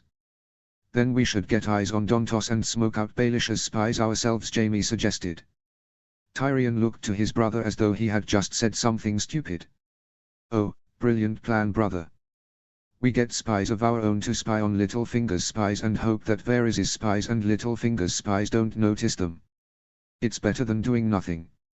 No, it's not. If we do something now we provoke a response from Baelish. We need to wait for the right moment when we have something to use against him or a way of getting the upper hand over him. We need to act on our terms, not his, so for now, yes, we do nothing. Besides, you heard Dontos, Baelish wants to keep this war going for now and perhaps in the future, his subtle attempts to tip the scales in our favor might reveal his hand to us, Tyrion explained. Jaime huffed through his nose. All that proves is that he's in this war for his own gain, Tyrion. He's not even loyal to the side he's pledged to. How can we trust someone like that? Jaime asked. We can't and we won't. I don't trust anyone these days, save for you. For now, we do nothing, but we stay vigilant and we look for any loose threads in Baelish's web in case we need to cut them, Tyrion explained. With that, the two brothers departed through the secret passage and split up in the walls between Maegor's Holdfast. When Jaime got to his bedchamber, Cersei's torch was gone, and when he entered through the false wall, so was she and her emerald green dress. Jaime undressed, went to his bed and tried to get to sleep, but no matter how hard he tried he could not. He could not stop thinking about how Dontos had claimed to eavesdrop through the walls of the Red Keep and wondered if he or one of his co-conspirators were there now. He wondered if they'd been there earlier when he was with Cersei. Jaime stared at the canopy of his bed and thought about Aes, how he knew every secret passage, every listening point in the walls, even the ones that supposedly didn't exist in Maegor's Holdfast. When he said they're all plotting against me in his hushed voice, was he truly mad and paranoid, or was he just very well informed? Jaime was not sure what to think, but he was fairly certain he would never feel safe in the Red Keep again. Chapter 49, The King's Arrival. Chapter text. After a long journey, Robb and his host had surmounted the leagues between the crag and Riverrun as the castle came into view. The castle stood alone at the heart of a great forest of war tents bearing the banners of Northmen and Riverlords spread all around the three faces of the Red Fork and the Tumblestone. There were no Vale camps, but that was understandable since most of the Vale Knights were with Robb's host already. As the train of Robb's returning army drew near to Riverrun, met by scouts from House Vance of Wayfarer's Rest, Robb ordered his host assembled in a certain way. Robb riding at the head of the train alongside Jeyne, both wearing their crowns, Grey Wind and Ghost preceding them. Behind them in two columns, side by side, were Robb's battle guard. At the head of the battle guard, directly behind Robb and Jeyne, were their brothers Jon and Reynold, the latter carrying Robb's standard. Behind the battle guard were Robb's lords and highborn knights and the rest of the host of soldiers behind them. Robb was not usually one for fanciful displays of showmanship, but after so long in the Westerlands, a little bit of flair would go a long way with the men's morale. More to the point, Robb wanted Jeyne to be seen by all his people, as their new queen. As Rob and his queen galloped through the pathways between the tents towards the castle, it was not long before crowds of men from his 3 kingdoms cheered and called out his titles. The king in the north. The king of the Trident. The king of the mountains and the Vale. As Rob got deeper into the Grand War camp and closer to Riverrun, he noticed the banners of the houses from beyond the wall and the giants across the Tumblestone to the north. As the king came closer to the bridge, he slowed his horse from a gallop to a canter, and halfway across the bridge it became a slow gallop. Tully men-at-arms and castle workers crowded the battlements of the gatehouse and cheered Rob through the gates into the castle. In the courtyard, Rob's bannermen were all gathered together. From his horse, Rob could see Jason Mallister, Cale Vance, Mark Piper, Halman Page, John Osbracken on the far left and Titus Blackwood on the far right. From beyond the wall, Jerick Redbeard, Styr the Magna of the Thans, Arsen Ishiagzu, Alfin Crowdcloak, Soren Shieldbreaker, the Lord of Bones and others. Rob's battle guard that had been sent to accompany his mother was there: Lucas Blackwood, Sir Waymar Royce, Sir Wendell Marndaly, Robin Flint and Sir Winfrey. Standing prominently in front of the crowd was Rob's uncle Ed Muir, the now Lord of Riverrun, flanked by Mance Rayder, Sir Desmond Grell and Arthur Swain. Rob was overwhelmed with joy as the people from the battlements cheered Rob into the courtyard. When he swung his leg over his horse and landed on the ground, his vassals dropped to their knees, honoring their king. Before approaching his faithful vassals, Rob went over to Jane and helped her down from her saddle, lifting her by the hips. Rob's battle guard and his highborn lords and knights followed him into the courtyard, dismounting as squires and stable boys came to take their horses by the reins. Rob then went to his kneeling uncle Ed Muir, Jane taking his arm and walking with him. "Arise, uncle. Arise all of you," Rob commanded welcomingly. As Lord Ed Muir came to his feet, he smiled. The new Lord of Riverrun wore a red cloak fastened by a silver trout brooch over a shirt of mail, long leather gloves and a blue and red flowing surcoat marked with a silver leaping trout over the chest. "Riverrun is your grace," Ed Muir declared respectfully. When Ed Muir was standing before Rob, the king in the north pulled his uncle into an embrace, patting him on the back. Rob was not sure how he was to react to seeing Ed Muir again after what had happened. Ed Muir's assault on Tywin Lannister's host when they tried to reach the Westerlands had been a great folly, depriving Rob of his chance to close in around the Old Lion and snuff him out. Instead, Ed Muir had driven Tywin all the way back to King's Landing, effectively rescuing Joffrey from his demise in the Battle of the Three Kings. While Rob did intend to have words with Ed Muir on his blunder, they would not be the first words out of his mouth, not publicly in front of his bannermen who must respect him, and not when condolences on his late father were due. "I'm so sorry I was not here for grandfather's passing," Rob said gently as he pulled away. Ed Muir nodded his head solemnly, his eyes hanging low. "It was a tragedy, but we all knew such things were close at hand." Rob nodded and remained silent for a moment before turning to Lord Rayder of Hardham, who stood beside Ed Muir. "Mance, you finally made it," Rob said joyfully, pulling the greying lord into an embrace. "Rob," he replied gleefully as he wrapped his arms around the king. When they pulled away, Mance looked at Rob's brow with eyes of wonder, the sword crown of the kings of winter upon it. "And so the line of kings is remade," he said with such soft admiration. Mance's eyes then returned to Rob's, tears seeming to well up in them. "Your father would be so proud of you," Mance said with the faintest break in his voice. Something must have got in Rob's eye because he couldn't stop blinking and a lump welled up in his throat. The words of Lord Mance were so deep and powerful for Rob to hear. As the highborns in Rob's host assembled behind him, he could see they were eager to disperse and reunite with their friends and kin assembled before the king, but before Rob could let the mob of reunions proceed, there was first something he needed to do. Rob stepped back and returned to Jane's side, taking her hand. "My lords. This is my wife, Jane of the House Westerling, Queen Consort to my dominion over the north, the Riverlands and the Vale. I expect you will welcome her with the same love and honor that you show to me, for she is now your queen," Rob declared for all to hear, his eyes locked with Jane's as he smiled. There was a flutter of hesitation amongst some, but most knelt to Jane without hesitation, Titus Blackwood and Mance among the first, while Mark Piper and John Osbracken amongst the last. Ed Muir took Jane's hand and kissed it. "My queen," he said graciously. "An honor to meet you, my lord," Jane said graciously, curtsying as Ed Muir held her hand. With that, Rob gave a look to the men from his host, permitting them to approach. With that, there was a great reunion in the courtyard with the nobles greeting and hugging one another. Jon and Mance hugged. Blackfish and Edmure spoke of Lord Hoster's passing. The Lord of Bones greeted the great Jon and Tormund, teasing him with his playful nickname of Rattleshirt. Sir Stephen, Oliver and Black Walder went to greet Pewinfrey and Martin Rivers. The Bronze Jon and his eldest son Ander went over and greeted Waymar, the latter speaking to his father and brother about something serious that seemed to sour the reunion. Robb went around greeting each of his assembled vassals and all the returned members of his battle guard that went with his mother, greeting them one by one and introducing them personally to Jane. No matter how hard Robb looked, he could not find his uncle Benjen, nor Arya who was supposed to be there.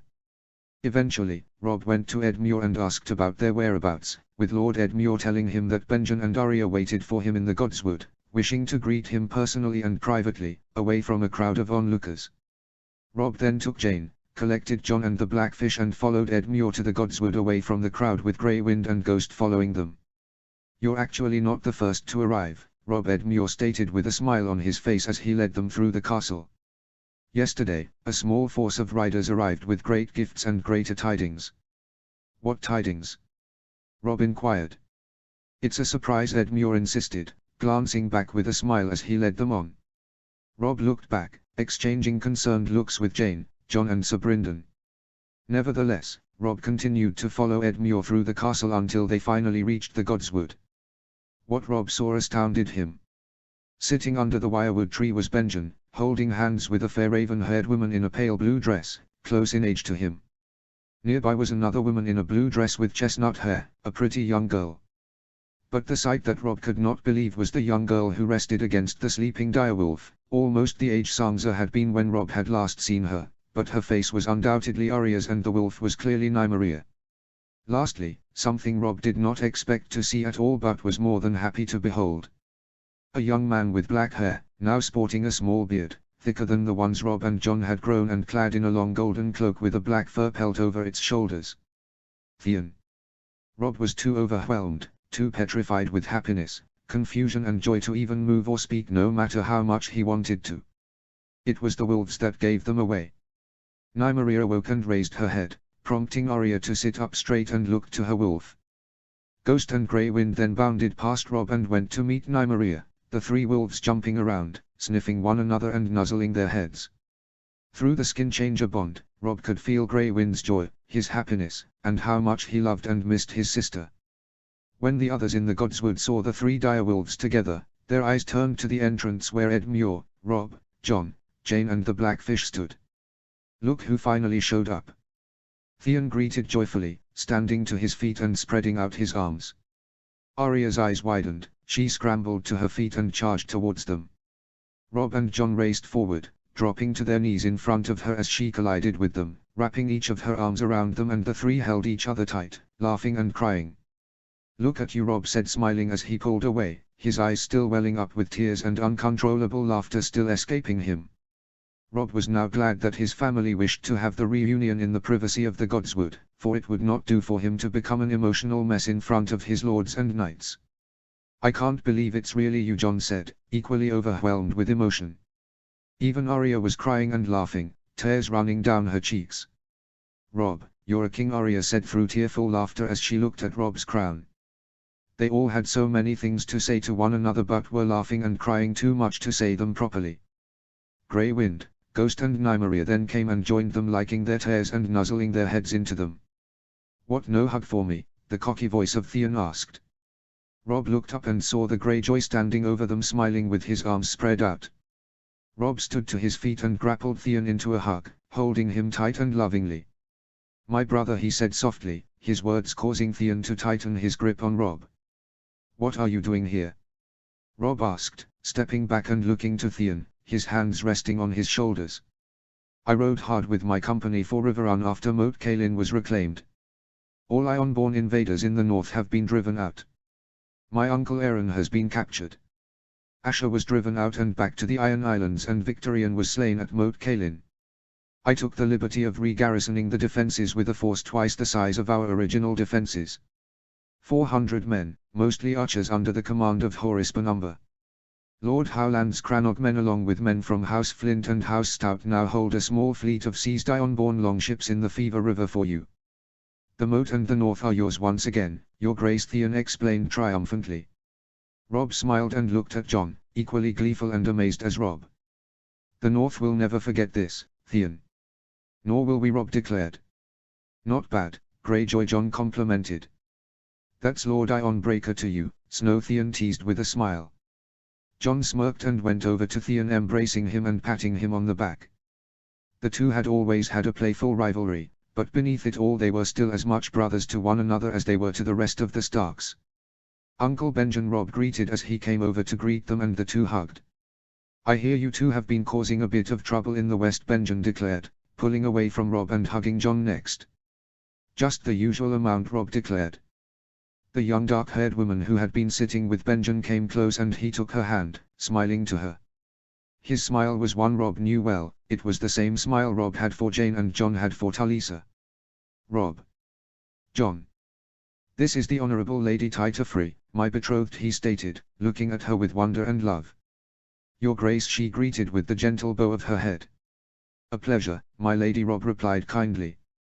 And this, said Edmure, drawing the attention to himself as he presented the small chestnut-haired girl to the king, is my betrothed. The ever-beautiful and kind Lady Roslyn Free, Edmure stated, staring into her eyes and kissing her hand. Your Grace, she said with a bow when she finally managed to pull her big eyes away from Edmure. My lady, Robb greeted. Now it was Robb's turn to make introductions. Robb cleared his throat. Everyone, this is my wife, Queen Jane Westerling, Robb explained, taking her hand once more. Jane. My sister Arya, my uncle Benjen and my foster brother, Theon Ironbreaker, Robb declared, asserting Theon as his family. Jane was kind and delicate as she greeted each of them. Clearly, Robb's family had gotten past the shock of Robb's sudden marriage when he sent a raven to them back at the crag, but there was still an undertone of tension when they made their first introductions.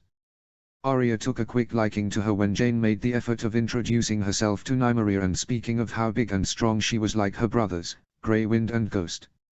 Robb glanced left and right to the corners of the Godswood, wondering if he'd see his mother, but she was not there. Probably held in her chamber. Robb did not bring his mother up, instead wishing to focus on happier things. They all then sat together in the Godswood, speaking of all that had happened. The good, the bad and all the rest. Each of them charted their story of all that had happened since King Robert left Winterfell and their paths diverged. Theon spoke of Bran and Rickon and how well they were faring. Arya gave her account of their father's death, which saddened them, but it was something they wanted to know. At one point, Theon and Jon were counting and comparing the number of battles and skirmishes they'd been a part of since parting ways months ago, with Jon coming out with the bigger number. Edmure gave his account of the Battle of the Fords. Robb looked to the Blackfish and Jon, signaling them not to bring up their rebukes of the matter and letting him tell his story of glory. Robb would still not scold him in the presence of his betrothed. When the subject came to Lady Catelyn, Robb only listened in solemn silence. When their conversations in the Godswood had ended, Robb could procrastinate no longer. He told Edmure to assemble his court in the Great Hall and to bring his mother. After going to his solar and freshening up with Jane, the two went to Riverruns Hall where the lords and knights were all assembled. Grey Wind took his position lying couchant on the dais by the foot of Robb's throne with his crowned queen sitting on the throne next to him. Robb drew his sword and sat, crowned and cloaked with all his vassals assembled. After a brief speech about being glad to once again be in the Riverlands and speaking solemn words for the passing of Lord Hoster, he began the court proceedings. First Theon approached him with Patrek Malister on one side of him and a big and ugly black-haired man in garments of pink and red on the other. Theon introduced the latter as Ramsay Snow, the bastard of the Dread Fort. Ramsay's unsettling face immediately clicked in Robb's mind, realizing his resemblance to the equally terrifying Lord Roose Bolton, his father. Robb caught Jon's gaze from the crowd. Jon seemed to glower at him with an especially great dislike, Ghost sharing Jon's dislike from the look in his red eyes. Each of the three men unraveled a Greyjoy banner, knelt and draped it over their knees. One taken from Aeron Damfair and Dagmar Cleftyour's host, one taken from the spire of Deepwood Motte and one taken from the gatehouse tower of Moat Cailin, trophies of victory. Theon named all the commanders and highborns that fought with them in each battle: Tallheart, Serwyn, Forrester, Marndale, Hornwood, Umber, Stout, Flint, Reed and all the rest, but also noted that the Riswells and Dustins were absent from all battles, and Robb assured them he would not forget the matter when he returned north. Robb raised Theon and his companions, calling his bannermen to never let their valor be forgotten and beginning a chant of Iron Breaker in the hall. Next came Lord Edmure, who knelt before rising and relaying the tale of his battle of Fords for all to hear so that he might receive formal honors.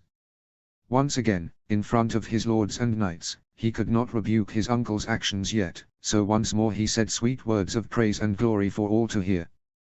The gallant few of our mighty levies that fell at the stone mill shall never be forgotten. Small wonder Lord Tywine ran off to fight Stannis and Renly.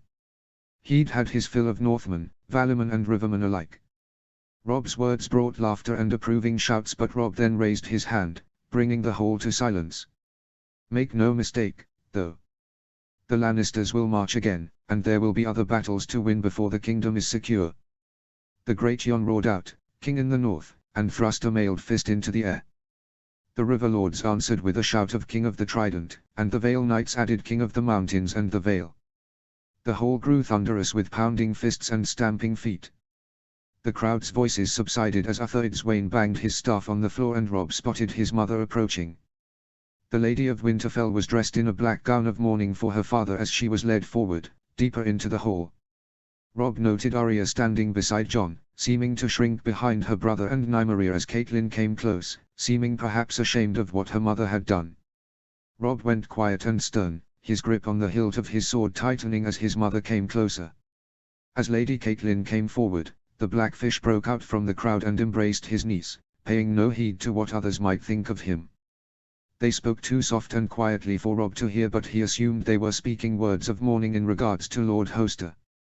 Robb was in an impossible position.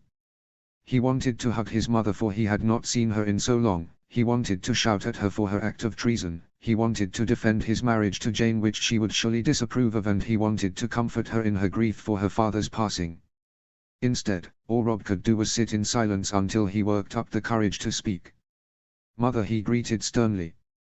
Catelyn's eyes went to Robb. She took a sharp inhale through her nose before exhaling. Your Grace, I have prayed for your safe return. I had heard you were wounded. I took an arrow through the shoulder while storming the crag, Robb explained.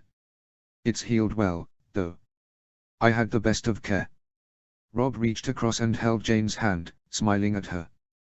The gods are good, then Catelyn declared. With that, Robb's smile faded. He released Jane's hand and looked once again to his mother, whose eyes darted once or twice to Jane with confusion. The time for procrastinating had passed, and now it was the time for a hard conversation. They will have told you what I did. Did they tell you my reasons? His mother asked, seeming to read his mind. The message I received at the crag from Edmure's Raven mentioned your reasons. For Sansa. But that is an insufficient answer. Tell me in detail why you committed treason, Robb commanded. Lady Catelyn took another nervous deep breath with sorrow in her eyes. I returned to Riverrun after my parley with King Renly to find hanged men dangling from the walls, men sent to free the Kingslayer. My heart was filled with dread as I wondered if the Kingslayer had been killed, knowing that if he was dead then the Lannisters would surely kill your sisters, and it would not be a quick or clean death for them. Worse still, the Ironborn had taken Moat Cailin and had launched an attack on the north with intentions of killing your brothers, while I helplessly sat in Riverrun with all the rest. And yet the Kingslayer was alive and remained a captive. Theon had gone north to protect Bran and Rickon, and Arya was returned to you. If your claim to defense is a mother's desperation for her children's safety, it is thin. Of your 5 children, all but one is safe and free now, Robb declared. One is enough. If you ever have children of your own, and I hope you do, you will understand that, she said sternly. Robb's face scrunched up angrily. And your great ploy to see Sansa set free is to give our greatest leverage over the Lannisters back to them freely? Robb asked. Not freely. In exchange for Sansa. I had Sir Jaime swear a solemn vow, Catelyn asserted. A solemn vow? The Kingslayer is infamous for his discard of such things. Not this one. I chose my words carefully with him, and I saw no deception in his eyes.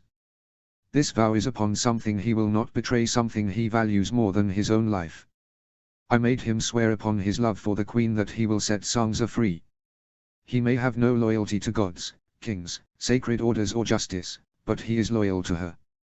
Even if Sir Jaime does not hold to his oath, I expect at the least his brother will see to it that Sansa is set free, Catelyn explained. The imp. Robb scoffed. Why should Tyrion Lannister care for Sansa's freedom?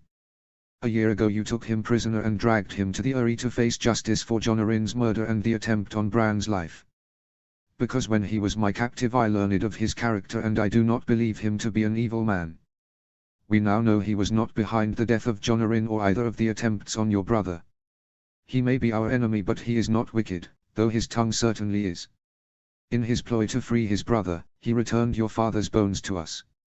Even as he was trying to swindle us out of possession of the Kingslayer, he offered at least a morsel of compensation out of his own will.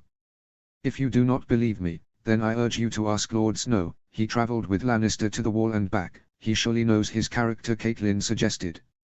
All eyes turned to Jon, he seemed surprised and abashed by the sudden attention. After a moment Jon found his voice. Lady Stark speaks the truth, Robb. I knew Tyrion as a friend, however briefly. Despite what the world would say of him, he is not a monster and would have no qualms about getting a young girl out of captivity and back to her family. I'm not saying he will betray